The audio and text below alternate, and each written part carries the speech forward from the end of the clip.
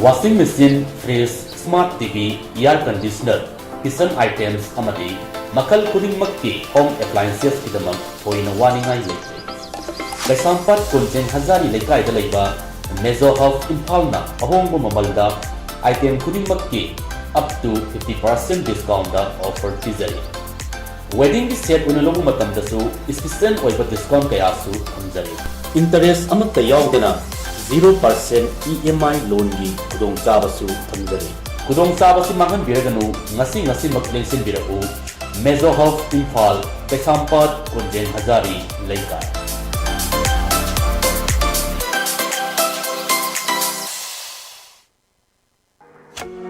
Adom gari macha darkar oibibra.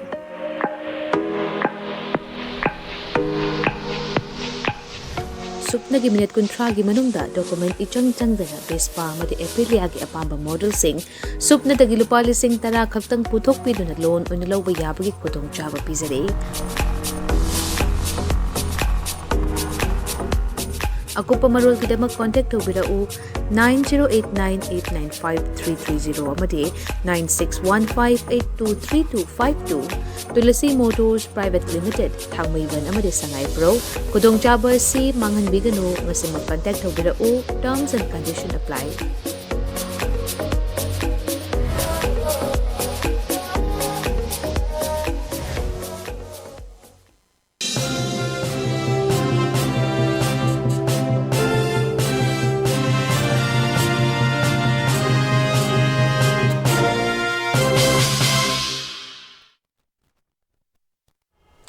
A very good evening. ELITETV ki open debate suming tabiru punong pahan mamakta da dongi host Haripriya Tongbram na taram nokchari. ELITETV na thamjaba open debate asida khana naina na widam ta pukachari bang asigi topic Prohibition of Mao people from entering Nagaland. Akwigi hairiba akwigi Mao ichil inaw singsi Nagaland da changba yadabagi athingba ma lakpasi na maram oirakanda hauzik ekhigi tongan ba thohaning da thodok kaya ma habidi ekhigi Southern Angami Public Organization akoina sapo haina khangna ba asina ekhigi Manipur amadi Nagaland gi border da ekhigi haiba Mao ichilena singsi jangthok jangchin tawba yaroi hairamba dagi madudagi henjel laktana ekhigi leiba phawba yaroi haibagi achauba wathok ama khoi thoning da thodok kaya ama khoi mafam du da thabak shuraga leiba ichilena sing matam tharaga thokhigadabani khotkibada chatkigadabani hairibagi cherak asida ekhigi ngarang nahan ekhigi truck ama ekhigi chana thakna porakpa truck ama su dumak mafam du lalaga phawi haidana ekhoi mai tumnaba mai thadokpa truck tu khakta mangba natana chana thakna polam cheram punamak mangba driver amasu ekhigi tamthina phuba duga ekhigi mawi ichilinawgi yum manga amasu leiba yaroi haidana ekhigi tan thorakpagi phibam sumaina thoning daba thodoksi masigi ekhoina khangzabada masi traditional boundary gi dispute amada ekhigi nungaina daba leibana maram oirakanda hauzik sigumba community gi marak asigi achauba thoning daba thodok kaya ama thoglei adu hairiba ngasigi topic asida hauji thoiba thodok asi lengang na intervene tawragana hauji magi solution kamaina puthokani doga hiram asi kamain tawdana lakpano thoiba problem asi kamain tawdana khoi masi solution si thigadagi haibadu khoi ngasi khoi online gi through the panelist ahum dagi tongan ba warol kya ama taminasi hairiba panelist ahum asigi sakaminga konana ungtang mayang phamda thamjage ahan badai khoi Pabung Sonamani, Socio-Political Commentator. Kuigi Pabung Sonamani, bu ELITETV studio da taramna okchari. Pabung, welcome to ELITETV studio. Thagachari Pabung. Thagachari. Welcome Pabung. Ani subada kuigi hauja Dr. Puni Losii Mao, President Mao Union Imphal. Kuigi oja Puni busu ELITETV studio da taramna okchari. Welcome to ELITETV studio. Yes. Welcome. Okay, Thagachari Oja. And last but not the least, Kuigi Oja Joychandra Konthoujam, President UCM. Kuigi Oja Joychandra Busu ELITETV studio taram nokchari. Thank you very much to all the three panelists for sparing your precious time to make our show a big one. Hairiba ngasigi ekhoi prohibition of Mao people from entering Nagaland. Hairiba topic asiga mari leina ba wahang ihan han madai ekhoi oja Puni Losii Mao da laksage. Oja hairiba se ekhoi ahan mada khoina tongan ba I pau mayam dagi phangjabada December gi tang 8 ta tharambadagi December gi tang mathang tharakpasina hauji Labor yaroi kunda laita phabu yaroi phawdok phawjin yaroi haibagi mathak sida khoi gari mai thadana mi asok apan yaudana phudana chaidana sigi phibam oja sumaina lai base ngasai border dispute ama laibagi warol di khoi mars ki kano da su akhoi tajagre adubu mainly hojik thoi be issue si matam amadadi khoina tajabada dumak traditional oiba good fat amada dum lainaramba adubu hojik ikhang khanghaudana matam kharagi keno sida khoina zara masigi traditional dispute ki achoba problem ama tholaktana hojik ngasai gi anganmi na hena khunda laita dana leiba area da Mao ichilinau changba yaroi kaina thingla ibagi achoba problem ama thogla isa masi mainly ngasai gi akhoi traditional boundary dispute sitagi adum oidori bra waza aduga traditional boundary issues hana leiram kashu masigi dispute se leiraga su si yongna sigi problem je sumaina uba phanglamde adubu ngasi sumaina achauba khunda leita dana hana leijaraba ichininaw sing tan thorakpa khaktana tana gari mai thaba asok apan yaholakpa siumba unwanted issues mayam amala aise oza Puni masi magi kosi tasengba magi haurakpham je oza masi kadai dagi oigani kamai tau no jalo siung tang thambio asigi haurakpham se 2015 adwai duda haurapni asigi maman di adum huzigi Kozri orabasho aduga zuko orasho magi adum chatphom laifom tauduna nungaina kari so ajek pa laita duna akoi taurami ujalami aduga laphu mana headlami thori headlami adumaina magi process oiriba mission duna magi lamduda kari headpa khotpa lotion ba ujanba tausi taura lere adugo 2015 ashiwai shida ashi makhoi gisho jopom thoe makhoi gini hena yet pa shi hora ga taura kiba ahan bada kozri degi zuko degi hora laga zuko shi makhoi gi lambi rom degi changba akhoi Manipur lamda phajana changdabagi somda makhoi da hangdana somaina changbada yade khote hena taura ga ashi akhoi Nagaland rom gini khokini hena tauraga shoi pharaga shoi tauba kari ya khoi da hangdana kari taubra ka changbra heba gumba thokpa somai tauraga leba kan sida Manipur zuko sidi Manipur na sarong hun thopa gi ani Nagaland na amani aduna adugi saki di aduna takpadi zuko village da turen ama mayai du da chela padu turen aduna bandre ne hebsi mimayam na khangla ga leba chapchaba akhoi gi bandre shi turen gu matching machine oigale aduna dumen wera laikibni aduda somen leraga matha lara ikhang haudana koi gi Manipur gi bandri Manipur munung da changba Manipur koina Mount Isu hena toriba Manipur gi lamda lair bashida munung changlaga yam sangna munung changlaga kilometer tara hena leba puzri heba lamshida so muka changlaga amu torami aduna takpati mo kozri du yam munung changlaga lebri na kozri da muka munabashi horabdi zukodi akhena ilai na ngamgani kozri digi yengbda poti munung da mapanda le kozri shina Manipur gi munung tanna changbani na hebagi angko ma horlaga amu kozri da mkhoi loshininga amu angko ma holami aduso yade hena akhoi gi Manipur menna Manipur refol gi post ama hanglaga lairapda ashidi Manipur police lairabni na hanagumna chathok chashin taba ngamdre habishida makhoi atopa alternative ama karmen toraga wahalabdi makhoi se surrender torapa ya hebagi wakhanama thigalaga to thorapa duda huji handa ki latest ashida Hujiki Apollo hena topumai village deki miyama she Nagaland ki mi anyi she gari accident tauraka yam ware chat pangamdre chan biduna bandri phawa thinbio gari phandre bagi humanitarian ground da mawishi thinba chapa kunoma get hek jobda kunoma get ki maman da police station police post ki police koi ki maman da tholaka volunteers koina kanna phubda natong da I tare machin da I tare saman kanna phuga hujiki Manipur ki Imphal hospital amada laika liye hai shoman tora gari so mai thabire shoman tora hujiki jumlak manga shi chathopana phani ase Kohima larger area Kohima ki hek changlapa ki Sothun Angami ki area kitang oe basida ase phobashin na khoi laibi ko no to akari kara tholadi fatabado khoi dai pubanga moi chat thopan phani na toram laga jumlak manga she wicket tore hana ahan ba thopada hojiki retired DGP ki macha khoi duso makhoi ki area da changa hena haru bade ki makhoi so lam loin mok thadolaga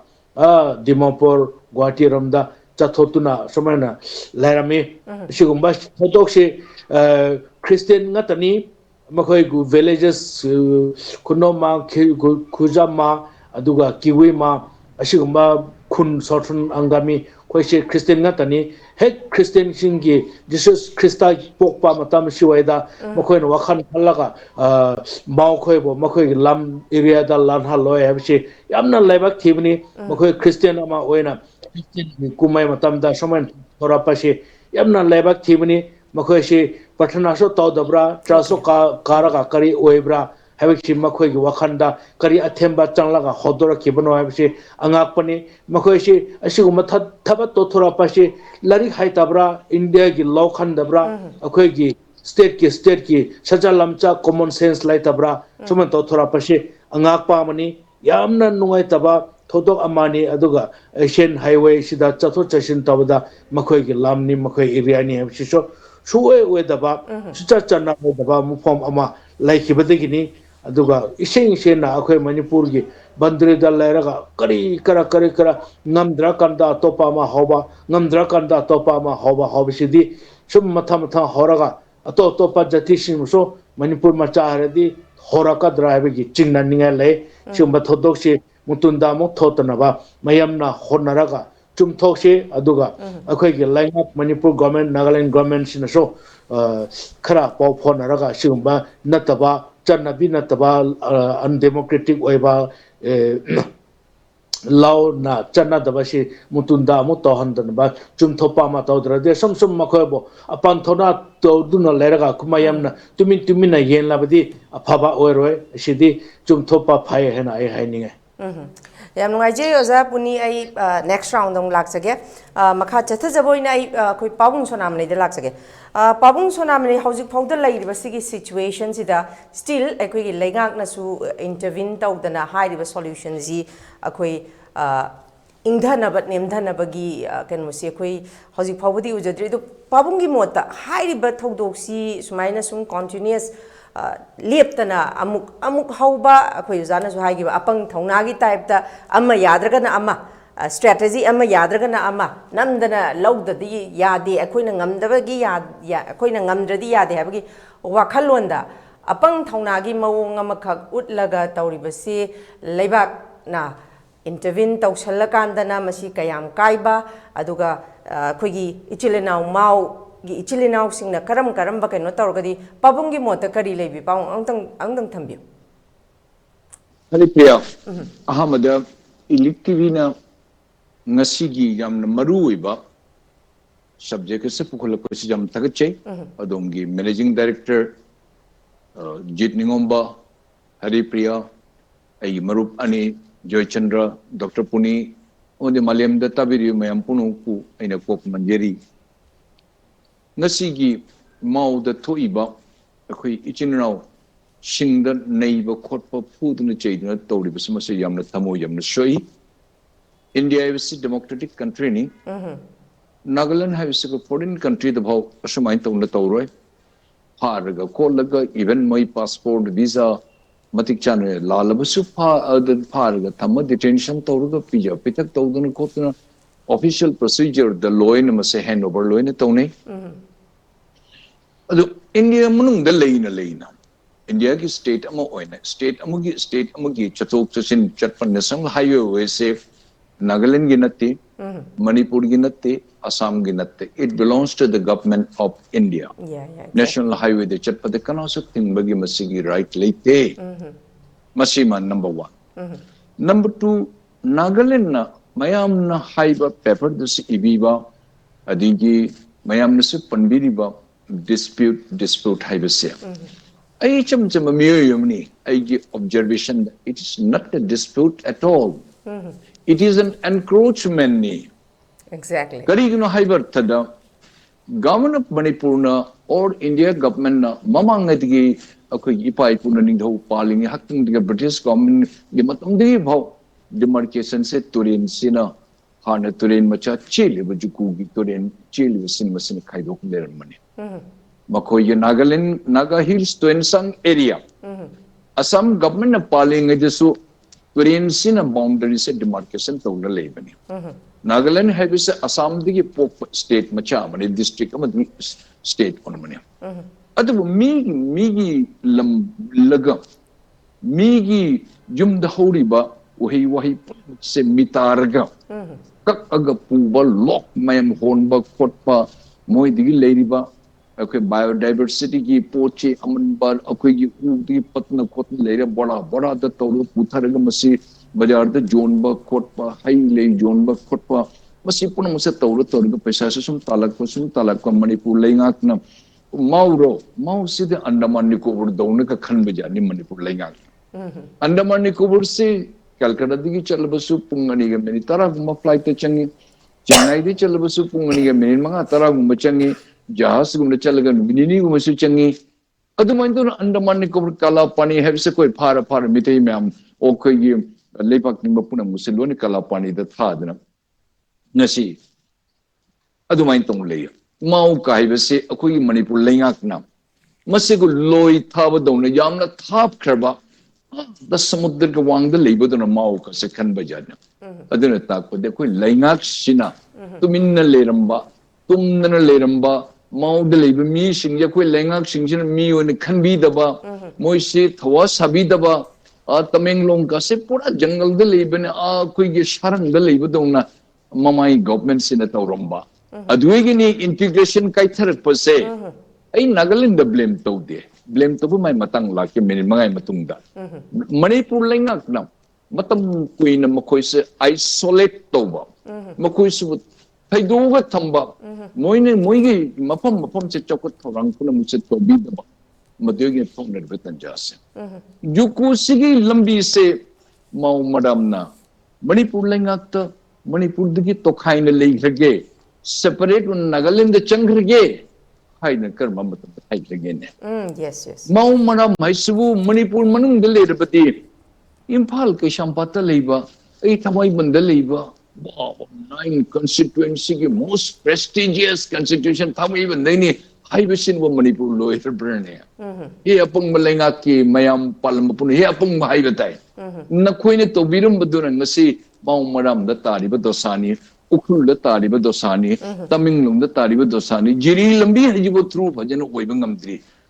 then what is called the integration jamna nungaite aigi iramdam juku de chappa taraga mau maram or Manipur da liba prajana jakama tan mi madam da Nagaland poiraga ingin mela kosubu prithvi da malyam da kadai da leigine mase juku sitan international national tokadan international tourist center poina da bahaidana Nagaland na Dimapur di Kohima di all world gi mission kauri ga moina photo thar moina okna moina lambi se kana ba step kagatana masi kakatana tana chatta to was mon heaven kai moi guest house ki area ai ekdam ne madam di moi gi kunchap mane Nagaland government switch up money any policy program the money de mati minute matung da lakche ke Nagaland government matang da Yes. adigi prajam mem switch up money southern angami ne to udisu angami people's organization support to angami people organization ne tori udisu Nagaland government se support to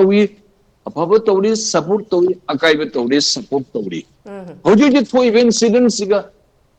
very sorry to say Nagaland government na wahi ta haida ba uniform police ngasai Dr. Puni Mau sap na wam tang haibedu madu khunuma gate na te khujuma gate ni Puni sap Dr. Puni waro yade ngasai do na panbi khiba mi ani phu da mana ton na shok na putun to yed madu khunuma gate na te khujuma gate adong gi manak tani aduna police ki mamang da phuri ba police ki mamang da jo gari mai thari ba asibu kadai da masugumba lenga lege lepak lege sumain tong na ton ba se aduna khoi gi leiriba juku hairiba mafam se mau maram ne isur don khurum jaba manipur lenga mau maram se khoi gi manipur dige to khaina thamu don khalamba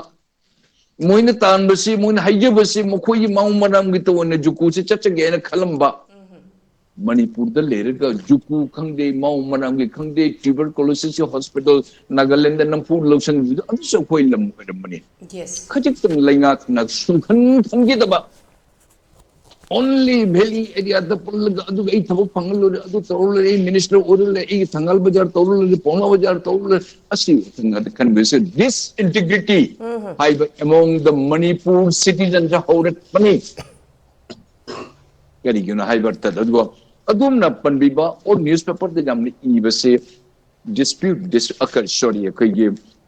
dispute disputes I totally I must say I taraf te haining dia must say willful encroachment ni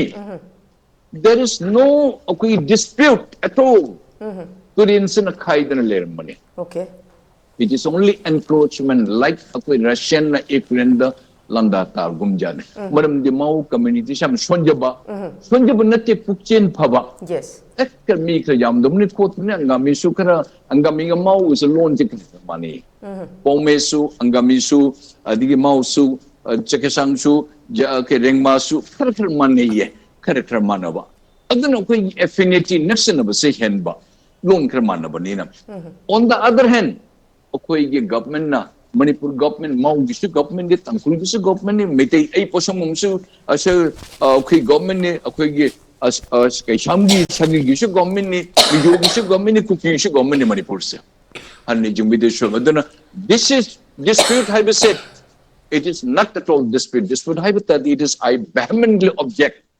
it is an encroachment man the demarcation to dana ajan lekhu sigam akoi mi kanam tana jumbi de rabnina moigi di phajanu shema kafam tawraga akoi turen se la laga akoi area da Dr. Mauna urina haijidumana kilometer changchal kojori tan changchal go mayam lok mayam chingba khotpa uhe wai pudan alak pas moi business se left na torpa ngasi di gyan tarak padi Manipur police deploy tawbani adun masi encroachment ne it is not at all dispute or it is not at all undecided habanate asi mase mas gyan tabi dam ne it is not at all it is an encroachment mau maram sinakaram matam na haigirge lengak Manipur amadi Manipur de leru mayam pun Imphal di hendaba akoi miyoi mayam mau maram na karam matam di china usingchana haigirge akoi Manipur thadu akoi Nagaland de tingrge haina adu mau maram na haidir base nomadi har kuch jari ne kari gino haibet parent organizations or parents or balenga ke makok lenga ke mayam sing bureaucracy or mayam pun hanne jangvidre di ai bu luna toba ati to sagi rum da ai chingthalaga ai ipan ai imani han ai gi affinity or ai approach lei bai lun to min pham puri chonghan badi kari kai ge ashini Manipur government thoi badasa se other Manipur government in Durba Nagaland government I highly respect I admire Honorable Chief Minister Mr. Nifurio I am the Lunatinaji Kayam Lunatinaji Habada Angak Panimasi I Naji Siga Hiradi Kadan Tenman Angak Padangula Akunusije Mark Masamak Akogi most respected lady Asa Rio Masa Mau lady Mana Lodi Base Angami Mayam Soup Mau nupi lobusu jauri vice versa mau mayam su angami lobusu jauri say former director general of police M Heso Mao mak laibak thir ma leigidre maki nupi su angami ni adumaina senior officers kya murum su angami nupi loba leidan settle tawtana khotana lady Dr. Loso koi malerami Dr. Hekha Gumal Lorami, Mamulun high profile Nathan Sunny Mao Lerami, Announce Secretary Oiba, Director Oiba, Joint Director Oiba, Adudo, Jamna Lerami. Padina Ludatin. Adubo, demarcation number delay. Adu must at least there was supposed to. I get Kanachan Bayam Yauri, Skitan Kandabam, the Karan Chumbayatni. Moyi area, the example, Makan Bilista. Senapati district, Oibra, Kampupi, the Liribra, Makan Bilis, Kampupi district, Changat, Kampupi district, Changat, Mali Hojik. Angami Bilis, Unga Sama, Bilis, Unga Lay and a tie. I must say here, Seni, I mean a woodry. Muyam Nanwine Lay and a tie. I don't know Nagaland minister. Pamina high certain queen got Sagay and Isu Nagaland, Manipur Angamiga, Shamaga Kundani, Mudi Quigi, a permanent citizen or in a job ski purpose, any facilities, loan and title and block. Or is it true, Mr. Singh? I know, sir, you're invited to come. Which Egdin Ahibo Lage, Moy have no medical lakpa then Moy Mayam colloquial Samisai. Alone is a welcome. You have no free Frank Winnie. I won't so Amabursu. And the Kimatang, Christmas Kimatang, the Toriba, Masamatam Chade, Osmanatong Bahuna Day. Nami Haidana, Tobondem. But Manipur government be very serious. Ayimi, Otopagimi, Hibaleke, Manipuri or Manipuri, any citizen of Machapo, the Australian Ton Bayade, Mase, okay, Hungable, okay, state ni, Mase, Yangbu, Mama, the Kejokonoma, the Karitogi. Karamain to Lamungadi to Yampun Honor of the Kaurabu Manipur government. The sea of Jasami Manaka Lady Bapun Mutari Boku Umem Katan Kotan Toriga fake district, Chingan Kayam Tori Koli Toriba, the Ukruigi Mayam Signal complaint Kayam Termi, Manipur government, what did you do? Imphal Pamusha Congratulation Ledga, okay, Baupara the decision Loruga, that is not going to help, and that has never helped. Laga Manipur Munum the Laga Turin Manaka Turin Landhoga Laga Jasamiki Turin Lin Landhogan Laga Mother Loin Hornbill Festival Tobunika and Nampur Torokpa. What did you do, Manipur government? Manipur government, you were too weak. But the mind that was a Mother Minu selectabani. A quite Pajan Hingminesi, a Samga Himine, Karimta Kaide, Myanmar Hingmine, Karimta Kaide, or the post Karigi. Pillar post bounded Indok engine with that's all. Yampajan Kuliminary, Jurachan, sorry, Mizoram Gukui Tanari, but him the problem later. Karita Nagaland get out problem lady. Assam with the Merapani, the Mika Shigre, Assam with Lamloget over the Kayam Tuduk Tonagi, Manipur at the mind on the tone, but the Patyam. I request and appeal and urge the Assam Nagaland government, a most favored and the admired okay Nagaland government like whole families chehum pumunga lermanina ay mohi lamanyam na toli adubo lamse shumainto munerak patanja achum madwi tamuktadi ay sumitay macha manina Manipur macha man ay right lane hadin thoi adun lenga masi yam crucial moment ni Prime Minister Honorable Prime Minister Mr. Modi in the whole world siga students ma'am abroad to tamam ma'am Ukraine, Tajikistan, Uzbekistan, ma'am Georgia to get tamapuna satra ma'am se haji Europe chatfu ibel lan se tawraga plane kaya khatan proktana even India dabu tamma jabai khudong sha bo piri asi matang sige government of Manipur akoi gi satra shatri ichina using manwapang punamak Mao kanigi suppose mona unauthorizedly when mona taun tobunina mo you can manabu jadri at this moment but Nagaland government kedo wait to min libiri gene adongi police service mayam protection payment chumbada akoi the Mao late angkul late meti late ranpur muk akoi hey nang lale to buya de haibam thui adu to badi you remain a mute spectators as per the report as per the paper report, as per the several report, me food and a kutana, mana, sopa, masada, sopa, gari may tadopa, me, labor the jelakpa. That is something is happening. The government of Nagaland, can I appeal you? Kaino tuminan, ladena, assume the shocking lady say, can you part way Mao from your core of your heart? You cannot. Mao Gangami, jam next sin of a young relation lady. Other Masakadu, no Tadopushing a moy. Maunu singamoy, angamini singamoy. Adura bidi kay do wait tamak sumay tan hanan kunan sunan kunan taguderno. Adun government of Manipur,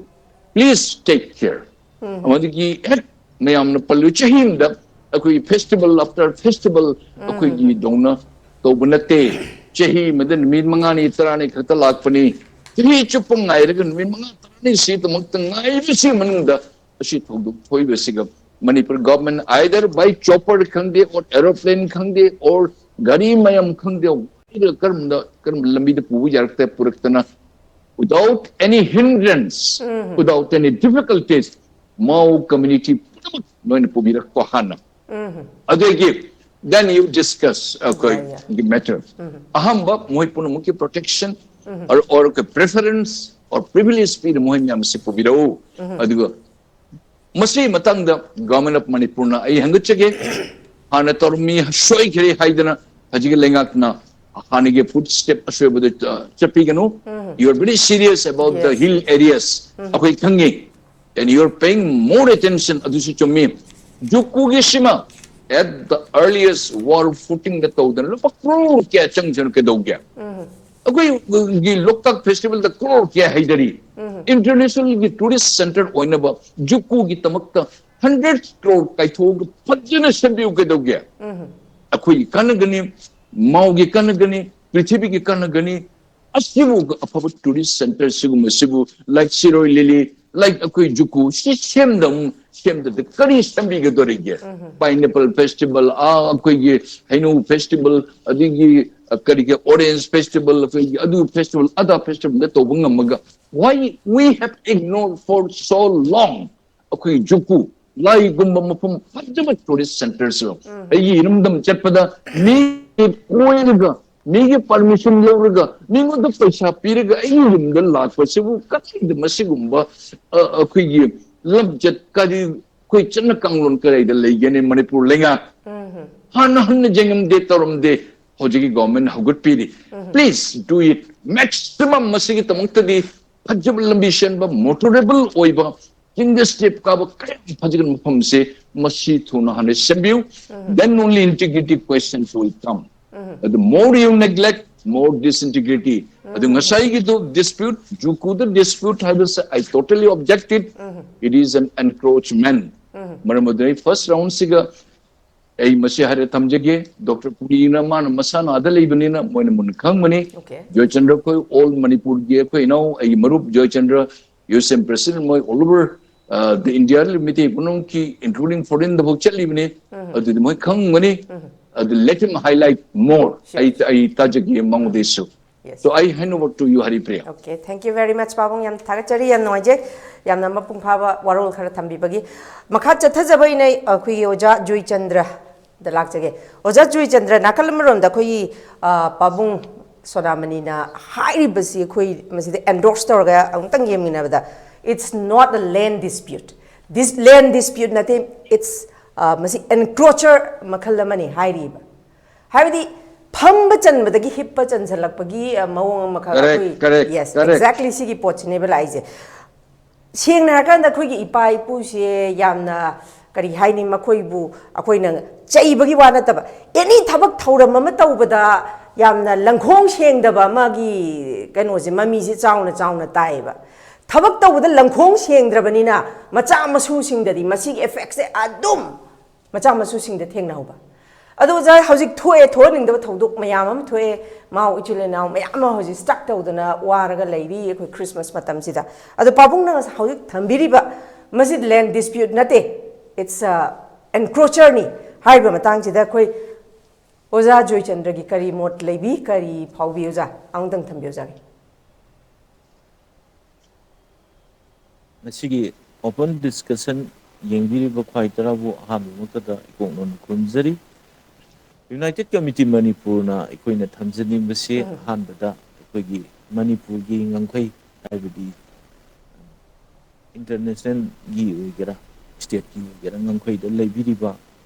isilinau khwaitaras ikoi matam supada United Committee Manipur na lepani makhoi awaba nungaiba ikoi saruk yagani haibdo ai ahan tamjage aduga makhoina ꯑꯩꯈꯣꯏꯗ ꯍꯥꯏꯕꯁꯦ ꯖꯨꯀꯣ valley ꯑꯃꯁꯨꯡ ꯀꯖꯨꯔꯒꯤ ꯂꯝ ꯑꯁꯦ ꯑꯪꯒꯥꯃꯤꯒꯤ ꯂꯝꯅꯤ ꯍꯥꯏꯕꯁꯤꯅꯤ ꯍꯥꯏꯗꯤ ꯌꯥꯝꯅ ꯃꯔꯝ ꯆꯥꯗꯕ ꯃꯔꯝ ꯁꯨꯡꯆꯥ ꯆꯥꯗꯦ ꯍꯥꯏꯕꯗꯤ ꯖꯨꯀꯣ ꯕꯦꯂꯤꯒꯤ ꯁꯔꯨꯛ ꯑꯁꯤ ꯁꯔꯨꯛ ꯑꯍꯨꯝ ꯊꯣꯛꯄꯒꯤ ꯑꯅꯤꯁꯦ ꯃꯅꯤꯄꯨꯔꯒꯤ ꯂꯝꯅꯤ ꯍꯥꯏꯕꯁꯦ ꯃꯁꯤ ꯃꯤꯌꯥꯝꯅ ꯈꯪꯅꯔꯦ ꯑꯗꯨꯒ ꯃꯔꯝ ꯆꯥꯕ ꯄꯣꯠꯁꯤꯗꯩꯁꯤꯗ ꯃꯈꯣꯏꯅ ꯃꯔꯝ ꯆꯥꯗꯕ ꯃꯌꯥꯝ ꯑꯃ ꯃꯗꯨ ꯇꯧꯗꯕ ꯌꯥꯗꯦ ꯃꯗꯨ ꯇꯧꯗꯕ ꯌꯥꯗꯦ ꯍꯥꯏꯔꯒ ꯑꯩꯈꯣꯏꯅ ꯄꯤꯊꯣꯛꯀꯗꯕꯁꯨ ꯅꯠꯇꯦ ꯑꯩꯈꯣꯏꯒꯤ ꯏꯔꯝꯗꯝꯒꯤꯗꯃꯛꯇ ꯑꯩꯈꯣꯏ ꯃꯌꯥꯝ ꯂꯩꯔꯤ ꯑꯗꯨꯒ ꯑꯩꯈꯣꯏꯒꯤ ꯃꯥꯎ ꯄ꯭ꯔꯖꯥꯒꯤꯗꯃꯛꯇ ꯑꯩꯈꯣꯏ ꯃꯌꯥꯝ ꯂꯩꯔꯤ ꯑꯩꯈꯣꯏ ꯀꯨꯞꯅ ꯌꯦꯡꯉꯤ ꯊꯪꯅꯕ ꯁ꯭ꯇꯦꯠꯅꯤ ꯅꯨꯡꯁꯤꯅꯧ ꯍꯥꯏꯕꯅꯤ ꯅꯨꯡꯁꯤꯅꯗ꯭ꯔꯒꯗꯤ ꯃꯥꯎ ꯄ꯭ꯔꯖꯥꯒꯤꯗꯃꯛꯇ ꯑꯩꯈꯣꯏ ꯀꯔꯥꯏ ꯐꯥꯎꯕꯗ ꯂꯦꯞꯀꯅꯤ ꯑꯩꯈꯣꯏ ꯀꯔꯥꯏ ꯐꯥꯎꯕꯗ ꯇꯧꯔꯛꯀꯅꯤ ꯍꯥꯏꯕꯁꯦ ꯑꯩꯈꯣꯏ ꯇꯁꯦꯡꯅ ꯃꯗꯨ ꯑꯩꯈꯣꯏ ꯆꯞ ꯆꯥꯅ ꯂꯦꯞꯄꯤ ꯍꯥꯏꯕꯁꯦ ꯑꯗꯨꯅ ꯑꯩꯈꯣꯏꯅ ꯄꯥꯝꯖꯕꯗꯤ ꯅꯥꯒꯥꯂꯦꯟꯁꯨ ꯑꯩꯈꯣꯏꯒꯤ ꯊꯪꯅꯕ ꯁ꯭ꯇꯦꯠꯅꯤ ꯃꯅꯤꯄꯨꯔꯁꯨ ꯃꯥꯎ ꯄ꯭ꯔꯖꯥꯁꯤꯡ ꯊꯪꯅꯕ ꯁ꯭ꯇꯦꯠꯅꯤ ꯉꯁꯥꯏ ꯑꯍꯥꯟꯕꯗ ꯍꯥꯏꯖꯈꯤꯕꯁꯤꯡꯗꯨꯅꯤ ꯀꯔꯤ ꯀꯔꯤ ꯁꯣꯝ ꯅꯤꯉꯣꯜ ꯑꯪꯒꯥꯃꯤꯅ ꯂꯧꯔꯦ ꯃꯥꯎꯒꯤ ꯅꯤꯉꯣꯜ ꯃꯥꯎꯒꯤ ꯅꯤꯉꯣꯜꯁꯨ ꯑꯪꯒꯥꯃꯤꯅ ꯂꯧꯔꯤ Yes. ꯃꯆꯤꯟ ꯃꯅꯥꯎ ꯑꯗꯨ ꯑꯣꯏꯔꯒꯗꯤ ꯅꯨꯡꯁꯤ ꯆꯥꯟꯅꯅ ꯂꯩꯌꯨ ꯍꯥꯏꯕꯅꯤ ꯅꯨꯡꯁꯤ ꯆꯥꯟꯅꯅ ꯂꯩꯕ ꯌꯥꯗ꯭ꯔꯒꯗꯤ ꯃꯗꯨ ꯌꯥꯗꯕꯒꯤ ꯊꯕꯛ ꯆꯞ ꯆꯥꯅ ꯇꯧꯔꯛꯀꯅꯤ ꯍꯥꯏꯕ ꯋꯥꯐꯝꯗꯨꯅꯤ ꯐꯔꯦ ꯃꯤꯑꯣꯏꯕ ꯈꯨꯟꯅꯥꯏꯗ ꯁꯨꯡꯆꯠ ꯆꯠꯊꯗꯕ ꯍꯥꯏꯕ ꯇꯥꯔꯦ ꯑꯩꯈꯣꯏꯅ ꯏꯟꯗꯤꯌꯥꯒꯤ ꯃꯐꯝ ꯈꯨꯗꯤꯡꯃꯛꯇ ꯆꯠꯅꯕꯒꯤ ꯋꯥꯡꯃꯗ ꯃꯈꯣꯏꯅ ꯃꯥꯎꯒꯤ ꯏꯃꯨꯡ ꯃꯉꯥꯒꯤ ꯃꯤꯑꯣꯏꯁꯤꯡ ꯍꯥꯏꯕꯗꯤ ꯃꯗꯨ ꯑꯪꯒꯥꯃꯤꯒꯤ ꯖꯒꯥꯗ ꯂꯩꯕꯁꯤꯡ ꯑꯗꯣ ꯃꯗꯨ ꯃꯌꯨꯝꯗꯒꯤ ꯆꯠꯍꯟꯈꯤꯕ ꯇꯥꯟꯊꯣꯛꯈꯤꯕ ꯑꯁꯦ ꯃꯤꯑꯣꯏꯕ ꯈꯨꯟꯅꯥꯏꯗ ꯆꯠꯅꯗꯕ ꯑꯗꯨꯒꯨꯝꯂꯕ ꯂꯣ ꯂꯩꯇꯕ ꯅꯥꯒꯥꯂꯦꯟꯒꯤ ꯒꯃꯦꯟꯂꯥ ꯍꯥꯏꯅ ꯑꯩꯈꯣꯏ ꯍꯪꯅꯤꯡꯉꯤ Yes, yes. ꯑꯗꯣ ꯃꯔꯝ ꯑꯗꯨꯅ ꯑꯩꯈꯣꯏꯅ ꯄꯥꯝꯃꯤꯁꯦ ꯀꯃꯥꯏꯅ ꯇꯧꯒꯦ ꯍꯥꯏꯕꯗ ꯐꯔꯦ ꯑꯩꯈꯣꯏ ꯃꯥꯎꯒꯤ ꯃꯤꯑꯣꯏꯁꯤꯡ ꯆꯪꯉꯛꯄꯗ ꯑꯩꯈꯣꯏꯒꯤ ꯀꯔꯤ ꯍꯥꯏꯅꯤ ꯃꯈꯣꯏꯅ ꯈꯨꯖꯨꯃꯥ ꯑꯃꯁꯨꯡ ꯖꯈꯃꯥꯗ ꯆꯦꯛ ꯇꯧꯕꯁꯦ ꯑꯣꯐꯜꯂꯤ ꯆꯦꯛ ꯇꯧꯏ ꯍꯥꯏꯗꯤ ꯑꯗꯨ ꯑꯣꯏꯔꯒꯗꯤ ꯃꯥꯎꯒꯤ ꯃꯤ ꯃꯌꯥꯝ ꯆꯪꯉꯛꯄꯗ ꯑꯩꯈꯣꯏꯒꯤ ꯁꯥꯄꯣꯒꯤ ꯚꯂꯟꯇꯤꯌꯔꯁꯤꯡꯅ ꯃꯈꯣꯏ ꯑꯣꯐꯟꯂꯤ ꯆꯦꯛ ꯇꯧꯔꯕꯅꯤꯅ ꯑꯩꯈꯣꯏ ꯉꯁꯤ ꯆꯠꯊꯔꯤꯕ ꯊꯕꯛ ꯑꯁꯦ ꯅꯥꯒꯥꯂꯦꯟ ꯒꯣꯚꯔꯟꯃꯦꯟꯠ ꯑꯃꯗꯤ ꯁꯥꯄꯣꯒꯤ ꯃꯤꯑꯣꯏꯒ ꯄꯨꯟꯅ ꯈꯨꯠꯁꯝꯅꯔꯒ ꯆꯠꯊꯕꯅꯤ ꯍꯥꯏꯕꯁꯦ ꯑꯩꯈꯣꯏ ꯌꯨꯅꯥꯏꯇꯦꯠ ꯀꯝꯃꯤꯇꯤ ꯃꯅꯤꯄꯨꯔ ꯁꯥꯏꯠꯇꯒꯤ ꯑꯩꯈꯣꯏ ꯊꯝꯖꯔꯤ ꯃꯔꯝ ꯑꯗꯨꯅ ꯑꯩꯈꯣꯏꯅ ꯊꯝꯅꯤꯡꯉꯤꯕꯁꯤ ꯗꯦꯃꯣꯀ꯭ꯔꯦꯁꯤ ꯆꯠꯄ ꯂꯩꯕꯥꯛ ꯑꯃꯅꯤ ꯍꯥꯏꯔꯤꯕ ꯚꯂꯟꯇꯤꯌꯔ ꯁꯥꯄꯣꯒꯤ ꯚꯂꯟꯇꯤꯌꯔꯁꯤꯡꯅ ꯇꯧꯔꯤꯕꯗꯨ ꯅꯥꯒꯥꯂꯦꯟꯒꯤ ꯒꯃꯦꯟꯅ ꯌꯦꯡꯉꯒ ꯂꯩꯗꯨ ꯀꯔꯤ ꯃꯔꯝꯒꯤꯅꯣ ꯃꯔꯝ ꯆꯥꯗꯕ ꯊꯕꯛ ꯃꯌꯥꯝ ꯑꯃ ꯇꯧꯔꯒ ꯊꯥꯗꯣꯛꯑꯒ ꯇꯧ ꯂꯩꯔꯒꯗꯤ ꯑꯩꯈꯣꯏ ꯇꯁꯦꯡꯅ ꯊꯪꯅꯕ ꯁ꯭ꯇꯦꯠꯁꯤꯡ ꯑꯃ ꯑꯣꯏꯅ ꯑꯩꯈꯣꯏ ꯃꯗꯨ ꯌꯥꯕ ꯉꯝꯃꯣꯏ ꯑꯗꯨꯒ ꯃꯈꯥ ꯇꯥꯕ ꯑꯩꯈꯣꯏ ꯀꯔꯤ ꯇꯧꯁꯤꯒꯦ ꯍꯥꯏꯕꯗꯣ ꯑꯩꯈꯣꯏ ꯆꯞ ꯆꯥꯅ ꯂꯦꯞꯄꯤ ꯍꯥꯏꯕꯗꯨ ꯑꯗꯨꯒ ꯑꯩꯈꯣꯏꯅ ꯃꯇꯝ ꯂꯩꯕꯛꯈꯤꯕꯗ ꯑꯩꯈꯣꯏꯅ ꯊꯝꯖꯔꯤꯁꯤ ꯑꯩꯈꯣꯏ ꯉꯝꯈꯩꯗ ꯇꯥꯔꯤꯕ ꯑꯩꯈꯣꯏ ꯏꯆꯤꯜ ꯏꯅꯥꯎꯁꯤꯡ ꯏꯄꯥ ꯏꯄꯨꯅ ꯑꯩꯈꯣꯏꯒꯤꯗꯃꯛꯇ ꯏꯈꯦꯡꯅ ꯌꯥꯜꯂꯒ ꯊꯝꯂꯝꯕ ꯂꯝꯁꯤꯡ ꯑꯁꯦ ꯑꯩꯈꯣꯏ ꯉꯥꯛꯄ ꯍꯥꯏꯁꯦ ꯑꯩꯈꯣꯏꯒꯤ ꯏꯊꯧꯗꯥꯡꯅꯤ ꯃꯁꯤꯗꯩꯁꯤꯗ ꯀꯅꯥꯝꯇꯅ ꯑꯩꯈꯣꯏꯗ ꯃꯁꯤꯗꯩꯁꯤꯗ ꯑꯩꯈꯣꯏ ꯀꯣꯝꯄ꯭ꯔꯣꯃꯥꯏꯁ ꯇꯧꯔꯣꯏ ꯌꯨ ꯁꯦꯝꯅ ꯀꯔꯤꯒꯨꯝꯕ ꯌꯨ ꯁꯦꯝꯅ ꯄꯥꯝꯃꯤꯕꯁꯦ ꯑꯩꯈꯣꯏ ꯅꯨꯡꯁꯤ ꯆꯥꯟꯅꯅ ꯂꯩꯌꯨ ꯍꯥꯏꯕꯅꯤ ꯅꯨꯡꯁꯤ ꯆꯥꯟꯅꯅ ꯂꯩꯅꯅꯕꯒꯤꯗꯃꯛꯇ ꯌꯨ ꯁꯦꯝ ꯑꯩꯈꯣꯏ ꯉꯁꯤ ꯐꯥꯎꯕ ꯋꯥꯍꯩ ꯑꯃꯠꯇ ꯍꯥꯏꯗꯅ ꯂꯩꯕꯅꯤ ꯑꯗꯨꯕꯨ ꯑꯩꯈꯣꯏ ꯇꯁꯦꯡꯅ ꯃꯥꯎ ꯄ꯭ꯔꯖꯥꯁꯤꯡꯒꯤꯗꯃꯛꯇ ꯃꯔꯥꯝ ꯄ꯭ꯔꯖꯥꯁꯤꯡꯒꯤꯗꯃꯛꯇ ꯌꯨꯅꯥꯏꯇꯦꯠ ꯀꯝꯃꯤꯇꯤ ꯃꯅꯤꯄꯨꯔ ꯂꯦꯡꯗꯅ ꯂꯩ ꯍꯥꯏꯁꯦ ꯑꯩꯈꯣꯏ ꯆꯞ ꯆꯥꯅ ꯑꯩꯈꯣꯏꯒꯤ ꯃꯤꯌꯥꯝꯗ ꯊꯝꯖꯔꯤ ꯀꯔꯤꯒꯨꯝꯕ ꯑꯍꯦꯟꯕ ꯁ꯭ꯇꯦꯞ ꯂꯧꯔꯛꯑꯕ ꯑꯩꯈꯣꯏꯅ ꯃꯃꯥꯡꯗ ꯂꯧꯈꯤꯕ ꯑꯩꯈꯣꯏꯒꯤ ꯌꯨꯅꯥꯏꯇꯦꯠ ꯀꯝꯃꯤꯇꯤ ꯃꯅꯤꯄꯨꯔꯒꯤ ꯁ꯭ꯇꯦꯞꯇꯣ ꯑꯩꯈꯣꯏ ꯆꯠꯊꯒꯅꯦꯕ ꯍꯥꯏꯕꯗꯤ ꯑꯩꯈꯣꯏꯒꯤ ꯅꯦꯁꯅꯦꯜ ꯍꯥꯏꯋꯦꯗ ꯑꯩꯈꯣꯏꯒꯤ ꯒꯥꯔꯤ ꯃꯥꯎꯒꯤ ꯒꯥꯔꯤ ꯊꯨꯒꯥꯏꯕꯒꯤ ꯃꯔꯝ ꯀꯔꯤꯒꯤꯅꯣ ꯑꯩꯈꯣꯏꯒꯤ ꯃꯤ ꯊꯤꯜꯂꯨꯕ ꯃꯤ ꯐꯨꯒꯥꯏꯔꯛꯄꯒꯤ ꯃꯔꯝ ꯀꯔꯤꯒꯤꯅꯣ ꯑꯩꯈꯣꯏꯒꯤ ꯌꯨꯝ ꯃꯉꯥ ꯀꯩꯗꯧꯕꯒꯤ ꯇꯥꯟꯊꯣꯔꯛꯏꯕꯅꯣ ꯃꯗꯨ ꯑꯩꯈꯣꯏ ꯃꯗꯨ ꯃꯔꯝ ꯆꯥꯗꯦꯕ ꯃꯔꯝ ꯆꯥꯗꯕ ꯊꯕꯛꯁꯤꯡꯗꯨꯕꯨ ꯑꯩꯈꯣই ꯌꯦꯡꯉꯦꯕ ꯑꯗꯨ ꯍꯦꯟꯖꯤꯜꯂꯒꯗꯤ ꯃꯇꯝ ꯑꯃꯗ ꯑꯩꯈꯣꯏꯅ ꯃꯇꯝ ꯆꯥꯗ꯭ꯔꯤ ꯍꯥꯏꯅ ꯌꯦꯡꯕ ꯋꯥꯅꯤ ꯑꯩꯈꯣꯏꯅ ꯑꯁꯥꯝꯗ ꯂꯩꯕ ꯃꯩꯇꯩꯁꯤꯡ ꯃꯌꯥꯝ ꯄꯨꯟꯁꯤꯜꯂꯒ ꯃꯈꯣꯏ ꯊꯣꯛꯂꯛꯄꯗ ꯑꯩꯈꯣꯏꯅ ꯑꯃꯨꯛ ꯊꯕꯛ ꯇꯧꯔꯒꯗꯤ ꯃꯣꯏ ꯀꯩꯗꯧ ꯉꯝꯒꯗꯒꯦ ꯁꯤ ꯃꯤꯑꯣꯏꯕ ꯈꯨꯟꯅꯥꯏꯗ ꯆꯠꯅꯕ ꯌꯥꯕ ꯑꯩꯈꯣꯏ ꯅꯠꯇꯦꯅ ꯑꯩꯈꯣꯏ ꯈꯥꯡꯉꯒ ꯂꯩꯕꯅꯦꯕ ꯑꯗꯨꯕꯨ ꯑꯩꯈꯣꯏ ꯇꯤꯟ ꯌꯣꯠꯊꯔꯒ ꯈꯥꯡꯉꯤ ꯀꯔꯤꯒꯨꯝꯕ ꯍꯦꯟꯖꯜꯂꯛꯑꯒꯗꯤ ꯑꯩꯈꯣꯏ ꯁ꯭ꯇꯦꯞ ꯁꯣꯏꯗꯅ ꯂꯧꯔꯛꯀꯅꯤ ꯍꯥꯏꯕꯁꯦ ꯌꯨꯅꯥꯏꯇꯦꯠ ꯀꯝꯃꯤꯇꯤ ꯃꯅꯤꯄꯨꯔꯅ ꯃꯤꯌꯥꯝꯗ ꯊꯝꯖꯔꯤ ꯃꯁꯤꯅꯤ ꯑꯩꯈꯣꯏꯅ ꯉꯁꯤ ꯐꯥꯎꯕꯗ ꯑꯩꯈꯣꯏ ꯅꯨꯡꯁꯤ ꯆꯥꯟꯅꯕ ꯂꯩꯃꯤꯟꯅꯔꯤꯕ ꯈꯨꯟ ꯃꯦꯟꯃꯥꯔ ꯑꯣꯏꯒꯦꯔꯥ ꯅꯠꯇ꯭ꯔꯒ ꯃꯦꯖꯣꯔꯥꯝ ꯑꯣꯏꯒꯦꯔꯥ ꯅꯠꯇ꯭ꯔꯒ ꯑꯦꯅꯤ ꯑꯩꯈꯣꯏꯒꯤ ꯅꯨꯡꯁꯤ ꯆꯥꯟꯅꯔꯤꯕ ꯂꯩꯃꯤꯟꯅꯔꯤꯕ ꯈꯨꯟꯁꯤꯡ ꯑꯁꯦ ꯍꯥꯏꯗꯤ ꯁ꯭ꯇꯦꯠꯁꯤꯡ ꯑꯁꯦ ꯑꯩꯈꯣꯏ ꯅꯨꯡꯁꯤ ꯆꯥꯟꯅꯅ ꯂꯩꯁꯤ ꯃꯥꯒꯤ ꯐꯪꯐꯝ ꯊꯣꯛꯄ ꯃꯥꯒꯤ ꯂꯧ ꯏꯪꯈꯣꯜꯁꯦ ꯆꯞ ꯆꯥꯅ ꯉꯥꯛꯑꯒ ꯆꯠꯃꯤꯟꯅꯁꯦꯕ ꯃꯤꯒꯤ ꯂꯧ ꯏꯪꯈꯣꯜꯗ ꯃꯥꯒꯤꯅꯦꯅ ꯍꯥꯏꯖꯤꯟꯕ ꯃꯔꯝ ꯆꯥꯗꯕ ꯃꯌꯥꯝ ꯑꯃ ꯑꯁꯦ ꯑꯩꯈꯣꯏ ꯇꯣꯏꯅ ꯊꯦꯡꯅꯩ ꯃꯁꯤ ꯇꯧꯕꯤꯒꯅꯨ ꯀꯔꯤꯒꯨꯝꯕ ꯇꯧꯔꯒꯗꯤ ꯌꯨ ꯁꯦꯝꯅ ꯃꯗꯨ ꯑꯩꯈꯣꯏ ꯃꯗꯨꯒꯤ ꯃꯥꯌꯣꯛꯇ ꯃꯇꯝ ꯆꯨꯞꯄꯗ ꯂꯦꯞꯀꯅꯤ ꯑꯗꯨꯒ ꯀꯔꯤꯒꯨꯝꯕ ꯀꯥꯟꯗ ꯑꯩꯈꯣꯏ ꯅꯨꯡꯁꯤ ꯆꯥꯟꯅꯅ ꯂꯩꯃꯤꯟꯅꯁꯤ ꯍꯥꯏꯔꯒꯗꯤ ꯋꯥꯈꯜ ꯈꯟꯕ ꯇꯝꯁꯤ ꯃꯈꯣꯏꯒꯤ ꯊꯪꯅꯔꯤꯕ ꯑꯩꯈꯣꯏꯒꯤ ꯁꯥꯄꯣꯅ ꯍꯧꯖꯤꯛ ꯂꯧꯔꯤꯕꯁꯦ ꯗꯤꯁꯦꯝꯕꯔꯒꯤ ꯇꯥꯡ 35 ꯕꯧ ꯃꯅꯨꯡꯁꯤꯗꯩꯁꯤꯗ ꯑꯩꯈꯣꯏ ꯗꯤꯁꯦꯝꯕꯔ ꯇꯥꯡ 35ꯗꯒꯤ ꯍꯥꯏꯕ ꯑꯣꯏꯔ ꯃꯥꯜꯂꯦ ꯗꯤꯁꯦꯝꯕꯔ ꯇꯥꯡ 35ꯗꯒꯤ ꯃꯥꯎꯒꯤ ꯄ꯭ꯔꯖꯥꯁꯤꯡꯅ ꯑꯪꯒꯥꯃꯤꯒꯤ ꯃꯐꯝꯗ ꯆꯪꯂꯛꯄ ꯌꯥꯔꯣꯏ Yes, yes. ꯁꯨꯝꯕ ꯃꯔꯝ ꯆꯥꯗꯕ ꯋꯥꯈꯜ ꯂꯧꯁꯤꯡ ꯐꯖꯅ ꯊꯥꯗꯔꯒ ꯈꯟꯗꯕ ꯃꯌꯥꯝ ꯑꯃ ꯇꯧꯁꯤꯜꯂꯛꯄꯁꯦ ꯁꯤ ꯇꯧꯕꯤꯒꯅꯨ ꯑꯩꯈꯣꯏ ꯅꯨꯡꯁꯤ ꯆꯥꯟꯅꯅ ꯂꯩ ꯑꯩꯈꯣꯏ ꯊꯪꯅꯕꯅꯤ ꯃꯁꯤꯗ ꯃꯈꯥ ꯇꯥꯅ ꯍꯦꯟꯖꯜꯂꯒꯗꯤ ꯃꯗꯨ ꯍꯦꯟꯒꯠꯄꯒꯤ ꯊꯕꯛ ꯇꯧꯒꯅꯤ ꯍꯥꯏꯕꯁꯦ ꯌꯨꯅꯥꯏꯇꯦꯠ ꯀꯃꯤꯇꯤ ꯃꯅꯤꯄꯨꯔꯅ ꯃꯤꯌꯥꯝꯗ ꯊꯝꯖꯔꯤ ꯑꯩ ꯃꯊꯪꯒꯤ ꯔꯥꯎꯟꯗ ꯑꯃꯨꯛ ꯂꯥꯛꯆꯒꯦ ꯊꯥꯒꯠꯆꯔꯤ ꯑꯣꯖꯥ ꯖꯣꯏꯆꯟꯗ꯭ꯔ ꯑꯩ ꯑꯩꯈꯣꯏꯒꯤ ꯑꯣꯖꯥ ꯄꯨꯅꯤꯗ ꯂꯥꯛꯆꯒꯦ ꯑꯣꯖꯥ ꯄꯨꯅꯤ ꯑꯩꯈꯣꯏ ꯉꯁꯤ ꯑꯩꯈꯣꯏ ꯈꯤꯇꯪ ꯖꯁ ꯄꯣꯏꯟꯇ ꯂꯥꯛꯃꯤꯟꯅꯁꯤꯀꯣ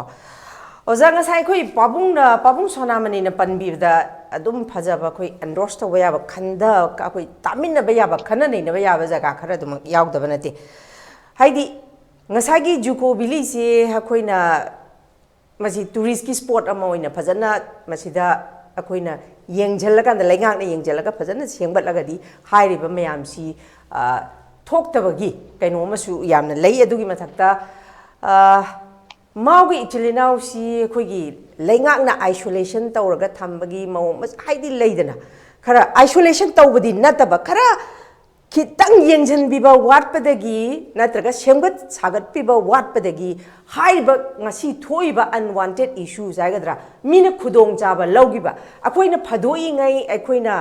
ꯈꯔ ꯀꯣꯝꯊꯣꯛꯏ ꯑꯩꯈꯣꯏꯒꯤ ꯏꯁꯥꯒꯤ ꯗꯦꯃꯣꯀ꯭ꯔꯦꯁꯟ ꯂꯩꯖꯔꯤꯁꯤꯗꯕꯨ ꯃꯤꯅ ꯀꯔꯤꯒꯤ ꯍꯦꯟꯖꯜꯂꯛꯀꯗꯒꯦ ꯍꯥꯏꯕꯒꯤ ꯑꯩꯈꯣꯏꯒꯤ ꯋꯥꯈꯜ ꯑꯆꯧꯕ ꯋꯥꯈꯜ ꯈꯜꯂꯤꯉꯩ ꯂꯩꯈ꯭ꯔꯕꯅꯤꯅ ꯀꯅꯥꯝꯇꯅ ꯂꯧꯔꯔꯣꯏ ꯍꯥꯏꯕꯒꯤ ꯋꯥꯈꯜꯗ ꯂꯩꯔꯤꯉꯩꯗ ꯑꯩꯈꯣꯏꯒꯤ ꯂꯩꯉꯥꯛꯅꯁꯨ ꯐꯠꯇꯦ ꯍꯥꯏꯕ ꯅꯠꯇꯕ ꯑꯩꯈꯣꯏ ꯂꯩꯉꯥꯛ ꯄꯥꯏꯕꯤꯔꯤꯕꯁꯤꯡꯁꯤꯁꯨ ꯃꯕꯨꯛ ꯐꯕ ꯍꯦꯟꯃꯟꯕꯗꯒꯤ ꯑꯩꯈꯣꯏꯒꯤ ꯊꯪꯅꯔꯤꯕ ꯌꯨꯝꯂꯣꯟꯅꯕ ꯇꯣꯉꯥꯟꯕ ꯁ꯭ꯇꯦꯠꯁꯤꯅ ꯃꯁꯤꯒꯤ ꯐꯤꯕꯝꯁꯤ ꯂꯥꯛꯄ꯭ꯔꯥ ꯍꯥꯏꯕꯒꯤ ꯆꯤꯡꯅꯅꯤꯡꯉꯥꯏꯁꯨ ꯑꯗꯨꯝ ꯂꯩ ꯁꯤꯒꯤ ꯃꯇꯥꯡꯁꯤꯗ ꯑꯣꯖꯥ ꯍꯧꯖꯤꯛ ꯊꯣꯛꯍꯟꯅꯤꯡꯗꯕ ꯊꯧꯗꯣꯛ ꯃꯌꯥꯝ ꯑꯃ ꯃꯥꯎꯒꯤ ꯏꯆꯤꯜ ꯏꯅꯥꯎ ꯑꯋꯥ ꯑꯅꯥ ꯃꯌꯥꯝ ꯑꯃ ꯇꯥꯔꯤ ꯑꯗꯣ ꯂꯩꯉꯥꯛꯀꯤ ꯃꯥꯏꯀꯩꯗ ꯑꯣꯖꯥ ꯂꯣꯁꯤ ꯃꯁꯤꯒꯨꯝꯕ ꯊꯧꯗꯣꯛꯁꯤ ꯑꯃꯨꯛ ꯍꯟꯅ ꯊꯣꯛꯇꯅꯕ ꯂꯩꯉꯥꯛꯀꯤ ꯃꯥꯏꯀꯩꯗ ꯑꯣꯖꯥ ꯂꯣꯁꯤ ꯀꯔꯤ ꯍꯥꯏꯕꯤꯅꯤꯡꯉꯤ ꯀꯔꯤ ꯂꯩꯉꯥꯛꯇ ꯀꯔꯤ ꯑꯁꯥ ꯇꯧꯏ ꯑꯣꯖꯥ ꯑꯃꯨꯛꯇꯪ ꯊꯝꯕꯤꯌꯨ ꯍꯧꯖꯤꯛ ꯑꯩꯈꯣꯏꯅ ꯂꯩꯉꯥꯛꯇ ꯑꯁꯥ ꯇꯧꯔꯤꯕꯗꯤ ꯍꯧꯖꯤꯛꯀꯤ ꯃꯥꯎꯗꯒꯤꯔ ꯀꯗꯥꯏꯗꯒꯤꯔ ꯑꯩꯈꯣꯏ ꯃꯅꯤꯄꯨꯔꯗ ꯂꯝꯕꯤꯁꯤ ꯐꯖꯅ ꯁꯦꯝꯂꯒ ꯕ꯭ꯂꯦꯛ ꯇꯣꯞꯄꯤꯡꯒ ꯇꯧꯔꯒ ꯑꯩꯈꯣꯏꯒꯤ ꯂꯝꯗ ꯐꯖꯅ ꯖꯨꯀꯣꯗ ꯑꯣꯏꯔꯣ ꯀꯗꯥꯏꯗ ꯑꯣꯏꯔꯣ ꯆꯪꯂꯒ ꯅꯨꯡꯉꯥꯏꯅ ꯆꯠꯂꯒ ꯊꯣꯛꯂꯛꯄ ꯆꯪꯁꯨ ꯅꯨꯡꯉꯥꯏꯅ ꯆꯪꯕ ꯍꯥꯏꯕꯒꯨꯝꯕꯁꯤ ꯇꯧꯔꯕꯗꯤ ꯃꯄꯥꯟꯒꯤ ꯁ꯭ꯇꯦꯠ ꯑꯇꯣꯞꯄꯒꯤ ꯐꯣꯔꯦꯟ ꯀꯟꯇ꯭ꯔꯤꯒꯤ ꯃꯤ ꯐꯥꯎꯕꯁꯨ ꯑꯩꯈꯣꯏꯒꯤ ꯂꯝꯗꯒꯤ ꯂꯝꯕꯤ ꯐꯥꯔꯦ ꯁꯤꯗꯩ ꯑꯣꯏꯅ ꯆꯪꯁꯦ ꯁꯤꯗ ꯑꯣꯏꯅ ꯊꯣꯛꯁꯦ ꯍꯥꯏꯕ ꯑꯣꯏꯔꯗꯤ ꯑꯩꯈꯣꯏꯅ ꯑꯦꯇ꯭ꯔꯦꯛꯁꯟ ꯇꯧꯔꯝꯂꯒ ꯌꯥꯝ ꯑꯣꯖꯥ ꯂꯣꯁꯤ ꯃꯔꯛ ꯅꯨꯡꯉꯥꯏꯒꯅꯤ ꯑꯝꯇ ꯊꯠꯆꯒꯦ ꯑꯣꯖꯥ ꯂꯣꯁꯤ ꯍꯧꯖꯤꯛ ꯂꯩꯔꯤꯕ ꯑꯩꯈꯣꯏꯒꯤ ꯍꯧꯖꯤꯛ ꯃꯥꯎ ꯃꯔꯥꯝꯒꯤ ꯑꯩꯈꯣꯏ ꯖꯨꯀꯣꯒꯤꯁꯤ ꯂꯝꯕꯤꯒꯤ ꯐꯤꯕꯝꯁꯦ ꯑꯣꯖꯥ ꯀꯃꯥꯏꯅ ꯇꯧꯔꯤ ꯀꯩꯝꯇ ꯕ꯭ꯂꯦꯛ ꯇꯣꯞꯄꯤꯡ ꯑꯃ ꯀꯟꯁꯇ꯭ꯔꯛꯁꯟꯁꯦ ꯀꯩꯝꯇ ꯁꯦꯝꯖꯤꯟ ꯁꯥꯖꯟꯕꯒꯤ ꯐꯤꯕꯝꯁꯦ ꯀꯃꯥꯏꯅ ꯂꯩ ꯑꯣꯖꯥ ꯍꯧꯖꯤꯛꯀꯤ latest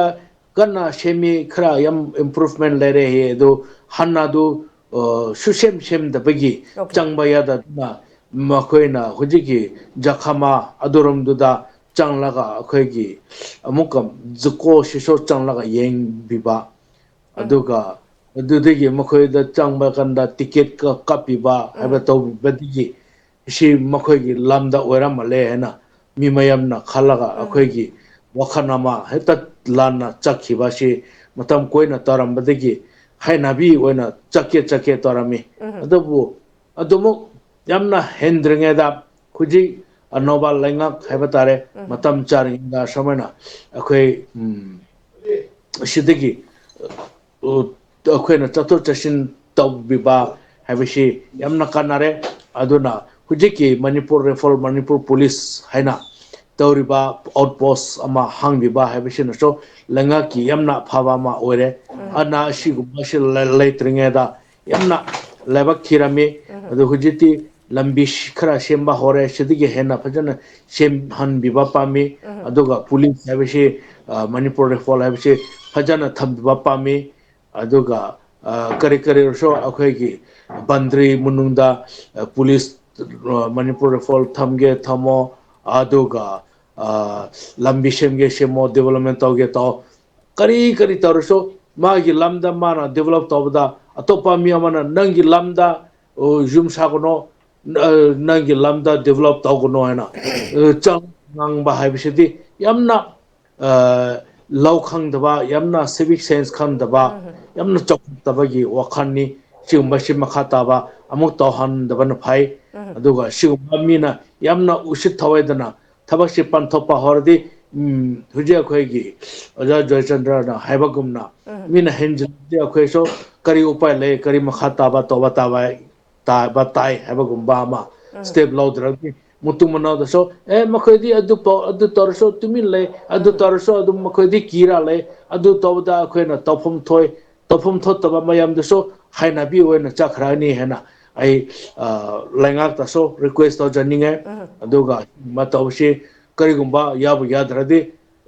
manipur reforms na ngaklaga changba yadraso hainaraga sharpiap khoibu ngaklaga akhoi dum chapum thopadu asian highway duda nungai harona chalaga kanagumba mana hek thingbada makhoi thingba gi right kari le asidi asian highway ni adidi nakhoi gi lamnate central government na pesa piraga lambi sem khraba lambi ne na upom na wakhan chawna chatho chasin tobiba phai hena ai haiso haininge duga mukhataba dum hango du sigmashi lengak na phajan toradi makhoi so mutumna di akhoi na torambashi chumbra heraga chumlam dre hena makhoi realize to phai tin amana mathata pai tia da pai ge na pai bakanda ujum gi fence silin se hek thengbada aidi sorgo karaga halaye hena tin na wakhan khan bagumna makhoi si law habishidi makhoi gi khuyada pairaga makhoi toning ba tobaso kanaso kariso tobangam de habi wakhan chi adum mutumna da mukhang handa ba phaena ai khara request to janinga mi mayam ga khoi lenga so upailari de du ba ma tobiba phaena hai janinga awzalosi ai tentak bo kainom tangai hangja hoge hauzik lei basi gi phibam sida khoigi Nagaland da mau gi chilina kayamuk stuck tawraga lei hobagi update kari kamai lei riya hujik se makhoi dimapur da student union karikra team ahum sina telephone number piraga tabse hek lapa do gari phandra gari yembiba amama tabinaga alternate route gumbada chapa aduga ba lakning lamso mofom digi lapa yada duna adum tokpa toba gumba ledo hek lapada mi tara kun lerso mi tara kundu lambi thira chahan biba khopa taraga lai aduga mikara bakran di chaning lampo chapa yada duna tawai aduga karigumba akhoi manipur government na gari escort tawge di mi yam thorakani hena khale aduga hujiki helicopter gumana pugerdi huji thotriba mi khara dang oira bisu mi yam thorakani hena aya sa tawjai yam nungai je japuni lengak nasu yangsin bidana hauzik wana tare bai chilenaw singsu yam thuna makhoibu masagi mafam chana akhui ga settle to wangam boy shano ha warol se oja thamjage thank you very much ai matam su yam lawjaroi akhui gi pabung sonamani da laksagi makha jathajaboina pabung akhui matam se khitang su tension se ngasi se tension mena se ha bagi warol su laibanina pabung da aina lakjani si pabung akhui se yamna haidi ising marik amana samudra ama sai ha basi sometimes akoi se kaweba piti macha se khoi se kawthu eba hera sina bu kari da wege kai dauni ge habase akoi se yam phadok man badagi sida nate ngasi gi thoi ba sikhak ta nate ba khoi gi sigumba integration integrity khoi sigumba matang je thoi je ngasi jina hamra te ba so many thoe ba palluraga di dumak phajada ba adu bu lakchani ba wafam di masida soli ba ji hoi ngasagi akoi ozal Puni na Pan Losii na pan bibada su Puni Losii na pan bibada su hai ba hojik hana semam da lambi seme hana dagi di yamna develop oire haire lambi si Manipur rifles ki ichilinau singna ngak pada karigumba masi mai paktra ba mai paktra ga su masi ngamdra ga su Assam rifles ki ichilinau gi warol mchu ongchu palli ba pabu masi daina laksani ba wafam di even akoi masida akoi gi border gi sida tari ba akoi gi even akoi gi kari haini ngai ba lambu ngai ba ichilinau singju chingda sung chaning de ba singda chaning de tamda dum laininge ba adu iba targadi masigumba thaudok si su pabu kashu akoi na masi moigi siga related oina de habadi yaroi ba pabu khoina macha se khanda hauda ba de gi ne ba ngasi thoklai be shu me amse pabu sigi matang da su akoi ji any works akoi na tauba thabak ta akoi je dedication akoi gi kathokpa dedication and sacrifice yamna darkar oi bra na khale sigi matang da pabung gi mota akoi gi kari haini border bu ngak pi ri ba ichilinau sing akoi gi ichilinau sing gi mafamda sida thabak tawbiri ba sing sida pabung gi ba mot kari thambini paung dang thambi yamna chumba valid point ni adom tapri I really appreciate you Manipur lengak na Manipur ki border da tarbe Indo-Myanmar border amadi Nagaland ki border amadi Assam ki border amadi Assam hai chapak chaugraba kai gi dima hasau gi gadi Kachar district or Mizoram ga thangana lady ba chingmi ichinau singsina muhuinam Manipur lengak ngak pane koi Manipur police ke CRP ga samne pal ngak panati border da lebi ichinau singsina Manipur sibu nungsibadigi ati state singsigi encroacher ati state tigi koi gi nat ba mong da changchal commission ngak pas makoi na koi ngam khai ngak pani se civil society organizations ki makokoni USM president pamme akoni thajaba akoni yamna ijat tawjaba union ni makoi mena prajam mem singsi chatla gamun seng musar gu se kari no hag lengak leibani na makoi na je khut thingjen ben nuai tan leibai wan laban se lengak na mase gyan tagadam ne mo manam se second class citizen ne Manipur lengak moi de first class citizen ne akoi de hena marinjal le mi ni makoi na wanga na tarak padi masi ke kari tamakte immediately mase step loridana ngasi gi mai suguli ge sari ge tanjasi ngakta na te tungi tamakta su mamai government na soto torum dobling ngasi wari batasan Assam Rifle Palliba, CRP Palliba, what's it Tambayati? Assam Rifle Kahibas, international boundary the Tambadabani. Even CRP post Tambaka, I say Jamna Jek number, a Quigi Yam, Natam Tiva, Lepak, or Satisgar Gumbada, or Kashmir Gumbada, Naxalite Satigraba, Pakistan, Satigraba, Jihadi Singsuga, handle Tonobi Tamakta, Anakfilmoy Tambaya. A peaceful state, city section, whole Nagaland Patavanati. Yam pay Moko. In tapi yam pay Nagaland. Ay yam appreciate. Kari hani mio it manga tarana. Makoi dominion se pamak paditor paniap. Adu nungai te mamana Nagaland government to minelli. Bisikana no ko nungai te. Adobo. Kongdang ko yeng batay high lady. Aina hangachi lengakta. Hana boundary the labor punamak sige. Nahan Joychandra Sab koni chalaga border pillar ki tamak. Sama ke chal ke tractor phone chal ke tupi puch humangoro tanto kana ita magtarne moi the power kari pi khage but people's choice and the people's demand people's support amal thangi mukho lenga na koi ke border pillars into injis masu lekhai ta dri se kari gna hadu hangam leng ta pade lenga se ketan kom dhok pada awasa da simto mini hanjalak pane aduna jiti mayeksen ko masatak fam toy maudal richino se kana wonu to group amate macha masum da dima produlen mechang baja diana mo te pita ni ching de ko mo kum pai dan ko tan mase tolong de se anga patolong ni besi maudal ko ichino sing si mi puri ba hat ka dori ba tori DGP amaga my family macha masubo hongre Dimapur hongge sibu asibu angak pun natrane sibu mau ku Dr. Puni Mau ai DGP dungi loina thabak pina chahi kontrani pogoi tore yamun khangre mai nu pi sanga mane southern angami gi nu aku mauni man lori bisu asine lai base aduna aine lenga aine very simple Nagaland aku lemina gani khusus aku lemina gani nuaitan so ko Pakistan ni India lemines ko aku lemina gani national highway ko Asian gi highways aku ye lakadri kote train lakadri kote loan mase aku legine madu matam base Nongma honorable chief former chief minister eminent luji ko Haripriya with your kind permission mamang is the honorable chief minister Mr. Ibobi maki official room the Honorable Chief Minister, former Mr. Ibobi Tabirang Manitabu. Magirum, the Aquamium. I service the Untona civil society of Nature Tomo Yojaba Acre Land, Government Genium, that Kai. Other Tomo is a meeting, Jamun and Mitate, but change of Torome. Others uniform service, lane, I told them, I told Grey Lalimado, the packet of the Torome.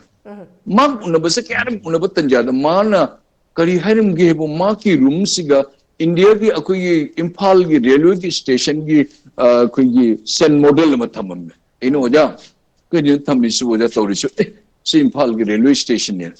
ये हमारा उन्हीं वजह कर मैं तो उधर ही वजह कोई दिमापुर देगी लाकदरी बा कोई डिपूदी लाकदरी पेरेंट पावर लाकदरी खोतरी तो उधर से कंपोपी दिए माँ उमराम तारके सेनापति तारक कंपोपी तो Imphal सब मुझे वजह तो उनको ले नते अधूंगी नागालैंड स्टेट से मुझे मुँह मचा देने फट होंगे गाड़ी ट्रेन के से फट देंगे नहीं उसे जाएंगे अधूर कोई पूरा कोई लेपाक समूह मोई नमूँ तो उनके तो उड़ने अधूर खंग इन्हें जिरी रूम तो पोरके दोरे पोरने न मन हाइरम में इन्हों जा जिरी द पोरसे खर कोई रोई दर नहीं है नती इशा की लम्ददी इशा न कोई न लोन होने बंगा मीदो ने जब इंग तक न हाइरम में he has spoken the right thing Mr. Ibobi Sab, Honorable former Chief Minister, and salute to Jerry Jam, Wakan Labor, Tungi Tamak Chahi, Nipu, Yangi, Chama, Chani, Matunka, Tolatan, the man, Chapchan, Mantorum money. Yes, you did the Lakadu Sagi state, Nicola, thing Mungama. Aduridi, Maui, was in Chayanga, and Lengat in Hangachaba. I Kishatopa, I'm an expert of Piggy Madimum, the Nate, Awa sing, Masi, Lambisi got point of Fokadori. Adorabadi,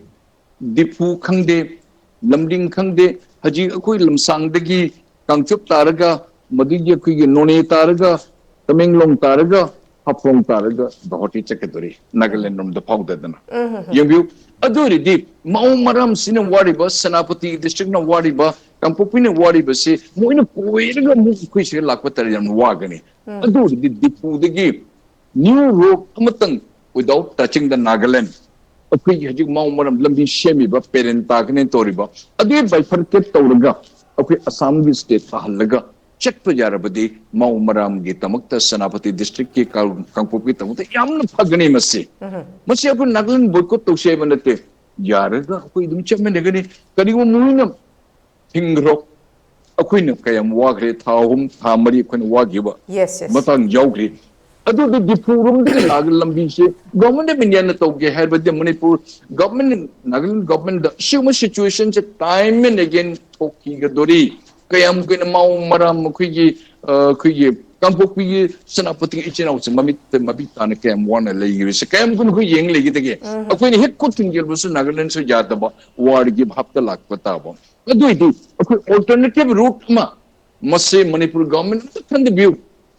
just a small fry name. I was saying, but why it is not possible? It is possible. To get Haribati. Aduna, much Manipur Langat, a check the Manipur Langak nam.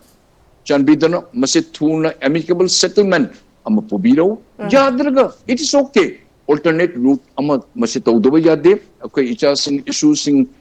one Nagaland the Chilaga, Dimapurum, the Kuhima de Chilaga, Dimapurum, the Lermani, Natar Assam the Lerman, Hatukushi Yaribani, Hapunus at Ogidari, say Dr. Loso Koi, Afa Doctor Ni, Mother Chumapam, the building saw the school college or money, Massimoto and White Africa, no home, the Dimapu Chakre, said Dr. Heka Lermi, my Machanapico first, Obani, Nagaland Secondary Education Board, the Manapigin, and the Manipur Nagani notice entitled Natek and P the Vaigumba. ꯊꯕꯛ ꯑꯃ ꯇꯥꯔꯨꯅꯤ ꯄꯤꯗꯦ ꯊꯕꯛ ꯑꯃ ꯊꯤꯔꯨꯅꯤ ꯄꯤꯗꯦ ꯑꯁꯨꯃꯥꯏꯅ ꯃꯣꯏꯅ ꯁꯦꯀꯦꯟ class citizen ꯇꯧꯅ ꯈꯜꯂꯤ ꯑꯗꯨꯕꯨ ꯃꯥꯎꯒ ꯅꯛꯁꯟꯅꯕꯅꯤꯅ ꯃꯣꯏ ꯁꯦꯀꯦꯟ ꯀ꯭ꯂꯥꯁ ꯈꯪꯗꯦ ꯐꯥꯔꯁ ꯀ꯭ꯂꯥꯁ ꯈꯪꯗꯦ ꯅꯨꯡꯁꯤꯅꯅ ꯑꯗꯨꯝ ꯆꯥꯟꯅꯅꯕ ꯍꯤꯡꯃꯤꯟꯅ ꯂꯩꯃꯤꯟꯅꯔꯝꯃꯤ ꯑꯗꯨ ꯉꯁꯤꯗꯤ ꯐꯤꯕꯝ ꯑꯃ ꯌꯥꯝꯅ ꯀꯥꯏꯔꯦ ꯑꯩꯒꯤ ꯇꯨꯡꯗ ꯑꯪꯒꯥꯃꯤꯒ ꯃꯥꯎꯒꯁꯤ ꯇꯤꯟꯅꯅ ꯂꯩꯌꯨ ꯑꯗꯨ ꯁꯣꯏꯗꯅ ꯃꯅꯤꯄꯨꯔꯒꯤꯗ ꯂꯩ ꯍꯥꯏꯕꯁꯤꯗꯤ ꯃꯥꯎ ꯑꯃꯗꯤ ꯃꯔꯥꯝ ꯈꯩ ꯀꯥꯎꯕꯗ ꯅꯣꯏ ꯁꯨꯡꯌꯥ ꯌꯥꯗꯦ ꯑꯗꯨ ꯃꯅꯤꯄꯨꯔ ꯂꯩꯉꯥꯛꯅ ꯊꯨꯅ ꯃꯣꯏ ꯑꯋꯥꯕ ꯁꯔꯨꯛꯄꯁꯤ ꯁꯣꯜቭ ꯏꯁꯨ ꯇꯧꯕꯤ ꯂꯥꯛ ꯀ꯭ꯔꯣꯔꯗ ꯆꯪꯁꯅꯨ ꯁꯔ ꯁꯤꯒꯤ ꯃꯇꯥꯡꯗ ꯑꯩꯈꯣꯏꯒꯤ ꯇꯝꯗ ꯂꯩꯔꯤꯕ ꯃꯌꯥꯝꯁꯤꯒ ꯕꯖꯦꯠ ꯐꯥꯎ ꯀꯥꯏꯊꯣꯛꯑꯒ ꯃꯣꯏꯒꯤꯗꯃꯛꯇ ꯊꯨꯅ ꯑꯃꯨꯛꯇꯪ ꯁꯣꯜቭ ꯇꯧꯕꯤꯌꯨ ꯄꯩꯁꯥꯁꯦ ꯂꯦꯕꯤꯁꯂꯤ ꯑꯩꯈꯣꯏ ꯑꯦꯛꯁꯄꯦꯟꯗꯤꯆꯔ ꯇꯧꯕꯤꯌꯨ ꯃꯣꯏꯕꯨ ꯑꯃꯨꯛꯇꯪ ꯄꯨꯕꯤꯔꯛꯎ ꯍꯤꯡꯍꯟꯕꯤꯌꯨ ꯂꯝꯕꯤ ꯑꯣꯜꯇꯔꯅꯦꯠ ꯔꯣꯗ ꯄꯤꯕꯤꯌꯨ ꯖꯨꯀꯣꯁꯤꯃ ꯁꯔꯒ ꯑꯣꯜꯍꯟꯕꯤꯌꯨ ꯑꯗꯨꯒ ꯑꯩꯈꯣꯏ ꯄꯨꯟꯅ ꯑꯩꯈꯣꯏ ꯍꯤꯡꯃꯤꯟꯅꯕ ꯌꯥꯒꯅꯤ ꯑꯗꯨ ꯊꯣꯏꯕꯁꯤꯗ ꯅꯨꯡꯉꯥꯏꯇꯦ ꯃꯥꯎ ꯃꯔꯥꯝꯗ ꯊꯣꯏꯕ ꯑꯩꯈꯣꯏ ꯏꯆꯥ ꯏꯁꯨꯁꯤꯡꯒꯤꯗ ꯑꯋꯥ ꯇꯥꯔꯤꯕꯁꯦ ꯑꯩꯈꯣꯏ ꯌꯥꯝꯅ ꯅꯨꯡꯉꯥꯏꯇꯦ ꯑꯩꯈꯣꯏ ꯈꯜꯂꯤ ꯑꯗꯨꯅ ꯑꯩꯈꯣꯏ ꯂꯩꯉꯥꯛꯅꯁꯨ ꯍꯦꯟꯅ ꯈꯜꯂꯝꯒꯅꯤ ꯑꯗꯨꯅ ꯋꯥꯕꯤꯔꯨꯅꯨ ꯁꯣꯏꯗꯅꯗꯤ ꯑꯩꯈꯣꯏ ꯂꯩꯉꯥꯛꯅ ꯈꯟꯒꯅꯤ ꯍꯣꯜ ꯃꯅꯤꯄꯨꯔ ꯑꯩꯈꯣꯏ ꯂꯣꯏ ꯑꯩꯈꯣꯏ ꯂꯦꯞꯄꯕꯅꯤ ꯑꯩꯈꯣꯏ ꯅꯥꯒꯥꯂꯦꯟꯗ ꯑꯩꯈꯣꯏ ꯈꯨꯠ ꯊꯥꯅꯕ ꯑꯩꯈꯣꯏ ꯇꯧꯅꯤꯡꯗꯦ ꯑꯃꯅ ꯑꯃ ꯇꯧꯕꯗ ꯐꯖꯅ ꯅꯨꯡꯁꯤ ꯆꯥꯟꯅ ꯍꯤꯡꯃꯤꯟꯅꯁꯤ ꯍꯥꯏꯕ ꯃꯇꯝꯗ ꯇꯨꯃꯤꯟꯅ ꯑꯩꯈꯣꯏ ꯂꯩꯕꯅꯤ ꯂꯩꯉꯥꯛꯀꯤ ꯃꯀꯣꯛ ꯁꯣꯏꯗꯅ ꯈꯜꯂꯝꯒꯅꯤ ꯁꯣꯏꯗꯅ ꯇꯧꯗꯕꯁꯨ ꯌꯥꯗꯦ ꯍꯥꯏꯕꯁꯤꯁꯨ ꯄꯕ꯭ꯂꯤꯛꯀꯤ ꯗꯤꯃꯥꯟꯅꯤ ꯍꯥꯏꯕꯁꯤ ꯑꯝꯇ ꯑꯩ ꯊꯝꯖꯒꯦ ꯍꯔꯤꯄ꯭ꯔꯤꯌꯥ ओके थागतचरी पाबुंग thank you very much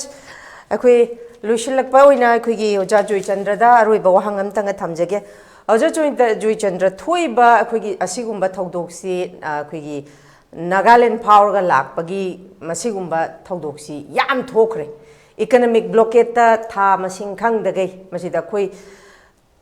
अदुक्की मतिक Baba अखोइ हाइरिबा Kangpokpi सेनापति इदा खुंदा लेतारगा लेरिबा इचिलनाव खक्तनतना अखोइगी स्वाइदा लेरिबा अखोइसु पोरकपा पोट एवरीथिंग थिंग मना मरम ओरकांदा अदुक्की मतिक वाएबा सिगी थबकसे अखोइ फ्रीक्वेंटली थोएबा फ्रीक्वेंटली थोकपसिना नाकल अमरोमदा अखोइना हाइनाबा अमा लेइबदो the one who angers you control you ना याम तोइना अखोइदि खनाबसे हौरिबा मोइगी खनाबा हौबसे अखोइना चप चाना मखोइदा पाखोमसे पीदोरिब्रा नत्रगना अपंगबने नखोइसे मानबदा कानदे हाइरकांदा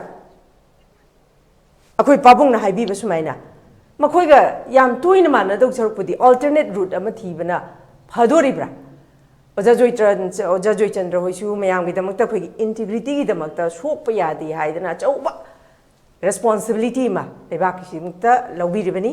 ओजा जोयचंद्र सिगी मतांगदा ओजा जोयचंद्रगी करी मोट लै औंदंग थबियोजा ꯌꯥꯝꯅ ꯅꯨꯡꯉꯥꯏ ꯑꯩꯈꯣꯏ ꯑꯦꯡꯀꯔꯒꯤ ꯋꯥꯐꯝꯁꯤꯁꯨ ꯑꯩ ꯁꯨꯡꯁꯣꯏ ꯁꯣꯏꯗꯅ ꯑꯩ ꯑꯔꯣꯏꯕ ꯑꯣꯏꯅ ꯊꯝꯖꯔꯛꯀꯦ ꯇꯧꯕꯇꯕꯨ ꯉꯁꯤꯒꯤ ꯑꯩꯈꯣꯏꯒꯤ ꯁ꯭ꯇꯦꯠ ꯕꯥꯎꯟꯗꯔꯤꯗ ꯆꯌꯦꯠꯅꯔꯤꯕ ꯑꯁꯤ ꯑꯁꯤ ꯑꯩꯈꯣꯏ ꯂꯩꯉꯥꯛꯇ ꯋꯥꯐꯝ ꯈꯤꯇꯪ ꯊꯝꯅꯤꯡꯉꯤ ꯃꯔꯝꯗꯤ ꯀꯔꯤꯒꯤꯅꯣ ꯍꯥꯏꯕꯗ ꯑꯩꯈꯣꯏꯒꯤ ꯍꯧꯖꯤꯛ ꯂꯩꯔꯤꯕ ꯖꯨꯀꯣ ꯑꯃꯗꯤ ꯀꯖꯨꯔꯤꯒꯤ ꯋꯥꯐꯝꯁꯤ ꯅꯠꯇꯕ ꯑꯩꯈꯣꯏ ꯖꯣꯁꯥꯃꯤꯒꯤ ꯑꯣꯏꯒꯦꯔꯥ ꯁ꯭ꯇꯦꯠ ꯕꯥꯎꯟꯗꯔꯤ ꯈꯔ ꯆꯌꯦꯠꯅꯔꯤ ꯁ꯭ꯇꯦꯠ ꯕꯥꯎꯟꯗꯔꯤ ꯆꯌꯦꯠꯅꯔꯤꯕ ꯑꯁꯤ ꯑꯩꯈꯣꯏ ꯃꯁꯤꯒꯤꯗꯃꯛꯇ ꯑꯩꯈꯣꯏꯒꯤ ꯂꯣꯡ ꯇꯥꯔꯝ ꯄꯣꯂꯤꯁꯤ ꯍꯥꯏꯕ ꯇꯥꯔꯦ ꯑꯩꯈꯣꯏꯒꯤ ꯕꯥꯎꯟꯗꯔꯤ ꯀꯃꯤꯁꯟ ꯑꯃ ꯁꯦꯝꯃꯒ ꯑꯩꯈꯣꯏ ꯆꯌꯦꯠꯅꯔꯤꯕ ꯃꯌꯥꯝꯁꯦ ꯂꯣꯏꯁꯤꯟꯅꯅꯕꯒꯤꯗꯃꯛꯇ ꯑꯩꯈꯣꯏ ꯉꯁꯤ ꯐꯣꯡ ꯐꯣꯡ ꯁꯥꯔꯤꯉꯩꯗ ꯒꯃꯦꯟꯅ ꯀꯦꯕꯤꯅꯦꯠ ꯋꯥꯔꯦꯞ ꯑꯃ ꯂꯧꯔꯒ ꯕꯥꯎꯟꯗꯔꯤ ꯀꯃꯤꯁꯟ ꯑꯃ ꯁꯦꯝꯃꯒ ꯑꯩꯈꯣꯏꯒꯤ ꯂꯩꯔꯤꯕ ꯃꯅꯤꯄꯨꯔꯒꯤ ꯁ꯭ꯇꯦꯠ ꯕꯥꯎꯟꯗꯔꯤꯗ ꯆꯌꯦꯠꯅꯔꯤꯕ ꯃꯌꯥꯝꯁꯦ ꯋꯥꯔꯣꯏꯁꯟ ꯑꯃ ꯄꯨꯕꯤꯔꯛꯎ ꯍꯥꯏꯅ ꯉꯁꯤꯒꯤ ꯂꯩꯉꯥꯛꯇ ꯌꯨꯅꯥꯏꯇꯦꯠ ꯀꯝꯃꯤꯇꯤ ꯃꯅꯤꯄꯨꯔꯅ ꯑꯄꯤꯜ ꯇꯧꯖꯩ ꯑꯗꯨꯒ ꯑꯩꯈꯣꯏꯅ ꯍꯧꯖꯤꯛ ꯍꯧꯖꯤꯛ ꯆꯌꯦꯠꯅꯔꯤꯕ ꯃꯅꯤꯄꯨꯔ ꯑꯃꯁꯨꯡ ꯅꯥꯒꯥꯂꯦꯟꯒꯤ ꯑꯩꯈꯣꯏꯒꯤ ꯆꯌꯦꯠꯅꯔꯤꯕ ꯑꯁꯦ ꯇꯁꯦꯡꯅ ꯃꯅꯤꯄꯨꯔꯒꯤ ꯆꯤꯐ ꯃꯤꯅꯤꯁꯇꯔ ꯑꯩꯈꯣꯏ ꯇꯥꯃꯣ ꯕꯤꯔꯦꯟ ꯏꯀꯥꯏ ꯈꯨꯝꯅꯖꯕ ꯎꯠꯆꯔꯤ ꯑꯗꯨꯒ ꯅꯥꯒꯥꯂꯦꯟꯒꯤ ꯆꯤꯐ ꯃꯤꯅꯤꯁꯇꯔꯒ ꯂꯩꯉꯥꯛ ꯍꯥꯏꯕꯗꯤ ꯒꯃꯦꯟ ꯇꯨ ꯒꯃꯦꯟ ꯑꯅꯤꯁꯦ ꯄꯨꯟꯅ ꯐꯝꯃꯤꯟꯅꯔꯒ ꯅꯠꯇ꯭ꯔꯒ ꯋꯥꯔꯤ ꯁꯥꯟꯅꯔꯒ ꯍꯧꯖꯤꯛ ꯂꯩꯔꯤꯕ ꯁꯤꯆꯨꯋꯦꯁꯟꯁꯤꯗꯩꯁꯤꯗ ꯑꯩꯈꯣꯏ ꯃꯥꯎ ꯑꯃꯗꯤ ꯑꯪꯒꯥꯃꯤ ꯃꯔꯥꯝ ꯑꯃꯗꯤ ꯑꯪꯒꯥꯃꯤꯒꯤ ꯄ꯭ꯔꯣꯕ꯭ꯂꯦꯝ ꯌꯧꯁꯜꯂꯛꯑꯦ ꯑꯗꯨ ꯑꯣꯏꯔꯒꯗꯤ ꯂꯩꯉꯥꯛꯀꯤ ꯂꯧꯐꯝ ꯊꯣꯛꯄ ꯏꯃꯤꯗꯤꯌꯦꯠꯂꯤ ꯂꯧꯕꯤꯌꯨꯁꯤꯅꯤ ꯀꯔꯤꯒꯨꯝꯕ ꯑꯩꯈꯣꯏꯒꯤ ꯇꯥꯃꯣ ꯕꯤꯔꯦꯟꯅ ꯉꯁꯤꯒꯤ ꯅꯥꯒꯥꯂꯦꯟꯒꯤ ꯆꯤꯐ ꯃꯤꯅꯤꯁꯇꯔꯗ ꯍꯥꯏꯕ ꯃꯇꯝꯗ ꯃꯗꯨ ꯌꯥꯔꯛꯇ꯭ꯔꯦ ꯂꯧꯔꯒꯁꯨ ꯑꯩꯒꯤ ꯍꯥꯏꯕꯗꯤ ꯑꯩꯈꯣꯏꯒꯤ ꯃꯥꯎꯒꯤ ꯃꯔꯥꯝꯒꯤ ꯑꯩꯈꯣꯏꯒꯤ ꯃꯅꯤꯄꯨꯔꯒꯤ ꯑꯩꯈꯣꯏꯒꯤ ꯏꯃꯨꯡ ꯃꯅꯨꯡ ꯃꯌꯥꯝ ꯉꯁꯤꯗꯤ ꯑꯋꯥꯕ ꯇꯥꯔꯦ ꯃꯗꯨ ꯍꯥꯏꯗꯕ ꯌꯥꯗꯕꯗꯣ ꯍꯥꯏꯕꯤꯌꯨ ꯍꯥꯏꯕꯁꯤ ꯑꯩ ꯋꯥꯐꯝꯁꯤꯒ ꯊꯝꯖꯒꯦ ꯑꯗꯨꯒ ꯇꯧꯕꯇꯕꯨ ꯐꯔꯦ ꯉꯁꯤ ꯅꯥꯒꯥꯂꯦꯟꯒꯤ ꯒꯃꯦꯟꯅ ꯃꯈꯣꯏꯅ ꯇꯧꯔꯤꯕ ꯊꯕꯛ ꯑꯁꯦ ꯑꯩꯈꯣꯏ ꯇꯁꯦꯡꯅ ꯅꯥꯒꯥꯂꯦꯟ ꯒꯃꯦꯟ ꯌꯥꯎꯅ ꯁꯥꯄꯣꯟꯅ ꯇꯧꯔꯤꯕ ꯊꯕꯛꯁꯦ ꯌꯥꯎꯕ ꯃꯥꯟꯕꯁꯤꯅ ꯃꯔꯝ ꯑꯣꯏꯔꯒ ꯌꯥꯔꯛꯇ꯭ꯔꯦ ꯍꯥꯏꯅ ꯂꯧꯔꯒꯅ ꯑꯩꯈꯣꯏ haibam thokpa aikogi man India gi Home Minister Amit Shah India gi Prime Minister da hairaga hairiba new nai da sanna da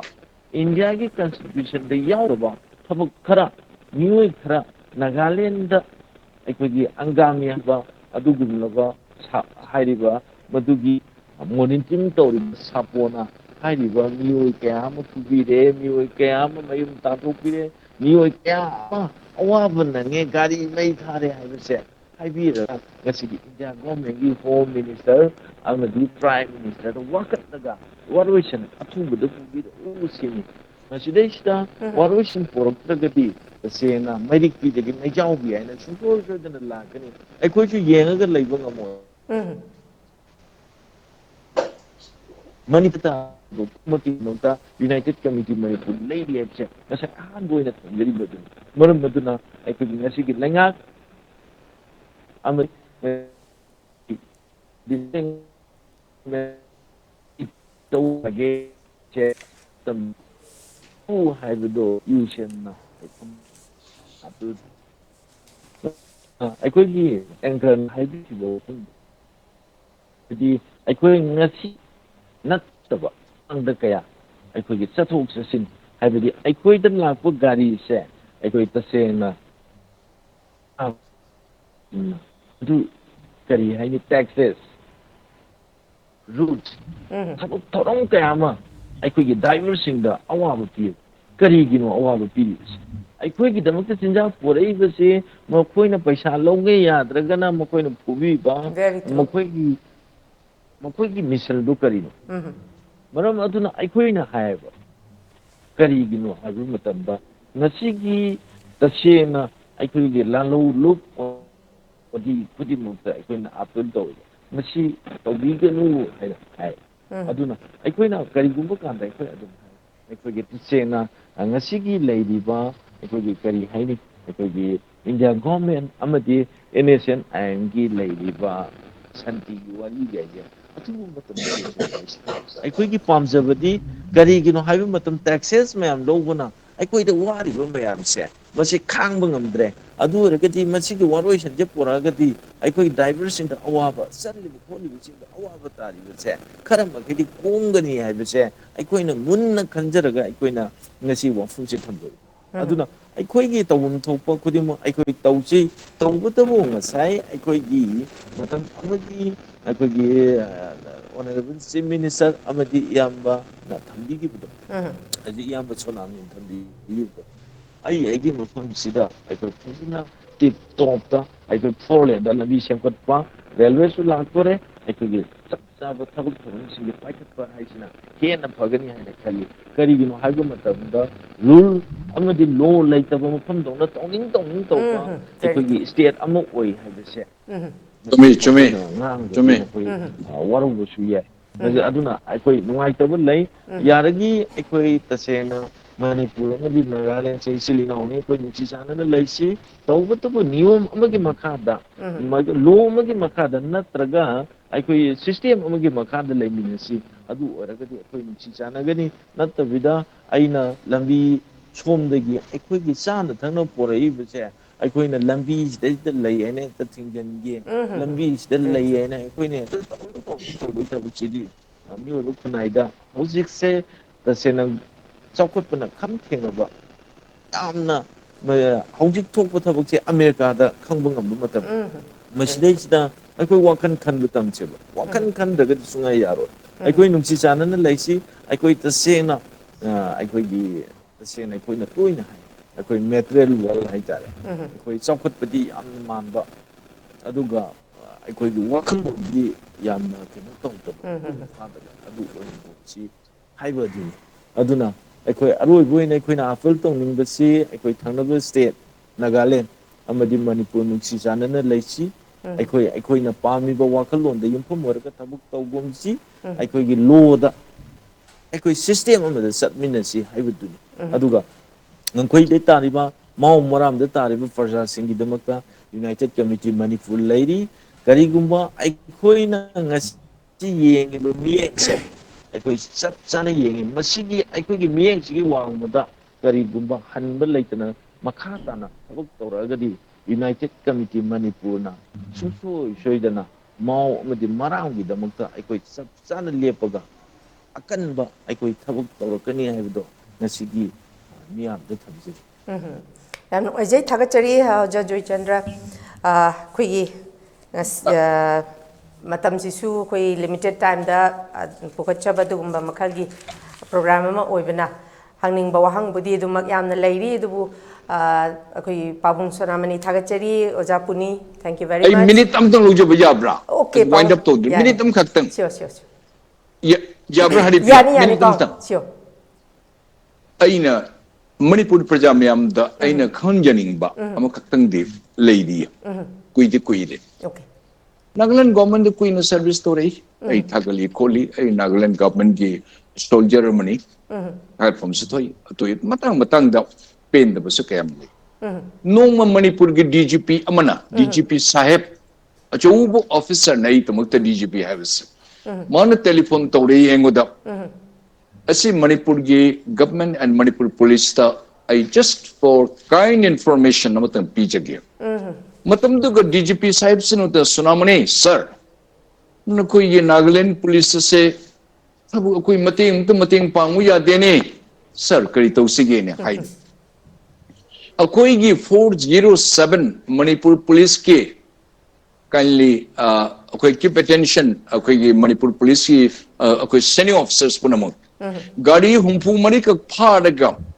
Nagaland chang the gate sig father lady si Nagaland police na khar lokthok pine khar thana bu hona bi hoise mo shuna ya dren Sonamani no kari upai lege hai kindly imagine Manipur police ki government ki gadi 407 truck macha humpu mari natru humpu tar onangani mas Nagaland government request tarpa police DGP to DGP na masim tang to bi the government of Nagaland hijarakpa masim tang release ta hun biune haibda to gide upai leraktrana negotiations outload group ka tawdana DGP Manipur government outload group ka tathok tasin tawra gari humbu mari se pu chatke yambi ai thamoi se chakpase kari tawguni aisu mio achu singdu manakta leibani na haibu singamdugum taw mitte pitadis tawgum to asai sha mokchi yauri ko sumain tawbure haibase ani suben sidan na aina khangge mayam man thani sidan am khakta ngai lu sanjarage Manipur police Manipur rifle na mamangai da akoi oil tanker mayam singse gari singse escort tawraga puraga Imphal dagina Dimapur dagina khatkati or mapam moi thawlu hum do tawraga amuk puraga lakna kotin taw noma kohima haidaraga jobja hairi mapam de kilometer 130 manak tuga chatpada kanagumtang Manipur police gari amna thengeludana to bodi kha shock padi police mayam se detain tawre detain tawga sipai mayam or madi commander singh se loina police na phajal laga okay loina police custody na tar jail le thamjangre bail pi hoshi jadaba ai kari no sige hen kari hai ga durba Nagaland government phate ai hai roi yo bail pi hodi yade just a minor accident ma chobata asini thoiba se khangna agoi da cooperation pirakdaba minna ui kamarum mitte pitade de kai khangna nakung se menjala leiba kari tawgni gam gari 64 go farga thammi mi yekoi gari kan thengu bada shiba sunatte thengui haibai tamakta moina high end test to ko mi hatram gode tar khani na tawna magistrates same thing police same thing government same thing mi tara mari ado mi tara mari mangani cha batak pakhangdan mafi maro asu hongduk pe akui gi nangda dum ka gi police custody thambi purga dokti jail da pusan thamgi sina koi pabungna ngasi thambiri ba khoi gi pabungi thengnarakpa punsi da thengnarakpa sigumba thengnari ba wari si ki matung inadi khoi gi Manipur government si weak oi haidoira natraga yam phadu e haidoira karino ani sigi marakta amadi leire pabung Manipur government weak Manipur government too weak Manipur government na koi ye muscle flex to ngam de kar gu tamak tanong state government na police ka tamak kari ga sumai to budri na to ki ge to ki ge aduna manipur police le be music mamit mo pi ta tan kappa bo yauri tangi moi chen la kari to bunga moi koi government nai na manipur manung da di adu to gune ada to nang transfer to kanok ne nang promotion adu to na to mau he hanyang gi de sor hon ngam daba Manipur police tarum mani tabu and you verify. La I am here here. Ayu pulle purun hai office to purun ayu hango. Asli mani mitte pita bho yawi. Haripriya kari hai gani ai. Adi state lerer pune na ai makoi gi tolop chara lerer pune ai yam karna se in detail adi yam lady hai ba yadaba. Ai hai sai bam phokte ai gi professional ethics am kai. Adu sibi achum mathabang mang da thoi bani kaya asini Haripriya thank you dana maugi issues se problems thuna mase lainga na mase chumna koi gi karo officer senior officer thaban oiroi see the highest level the head of the head of the government ge level da what is shanagani shanabum thona tobi Manipur the Nagaland chakara Nagaland gi mi koraga chief principal si what is invite toru sanagera asumana the tripod talk over kedon se yaroi okay why the government of India should interfere ai area da kedowi tum atubami lalaga min and cruise to toruga why I invite the Assam no see ai area ni no questions is there to kaibani that's all natrabadi Manipur government if you don't flex your muscle now achum masaru ki tamakta akoi jamna soft oil jamna sober oil how long you are going to be soft and sober mean sum netharak har ko tab da pok non jabun kayam kuina akoi nanai oije gain kayam ku legi dage enough is enough achum magi tamakta acha chongdo piro and logically argument to see but we shall not and you should not bow down your head haibdo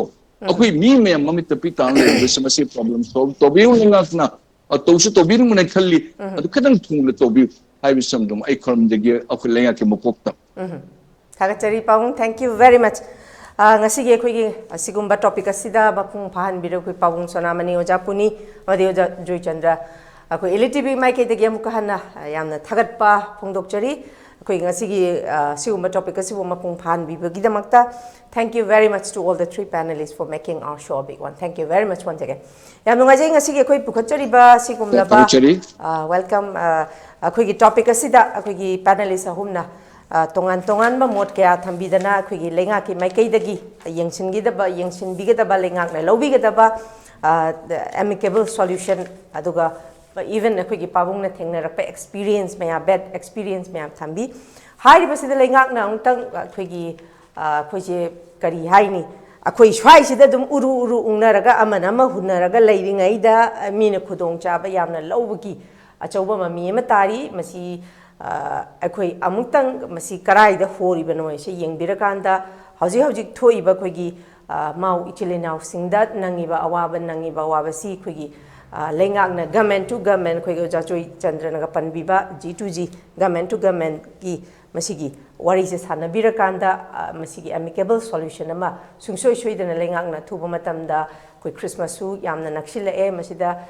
ichilenau singchida masigi festival asi lakpa gi nungai badu da nungai bagi mahuta mi paiba amasu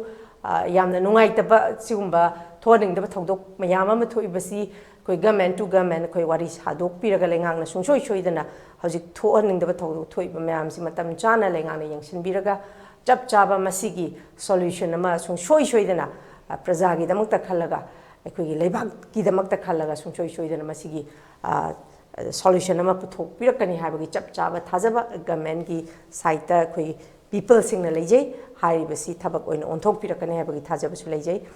koi ngasi damakta di meng tabir phai punamangna koi kaina namba ya thang nizari till then take care stay safe and good night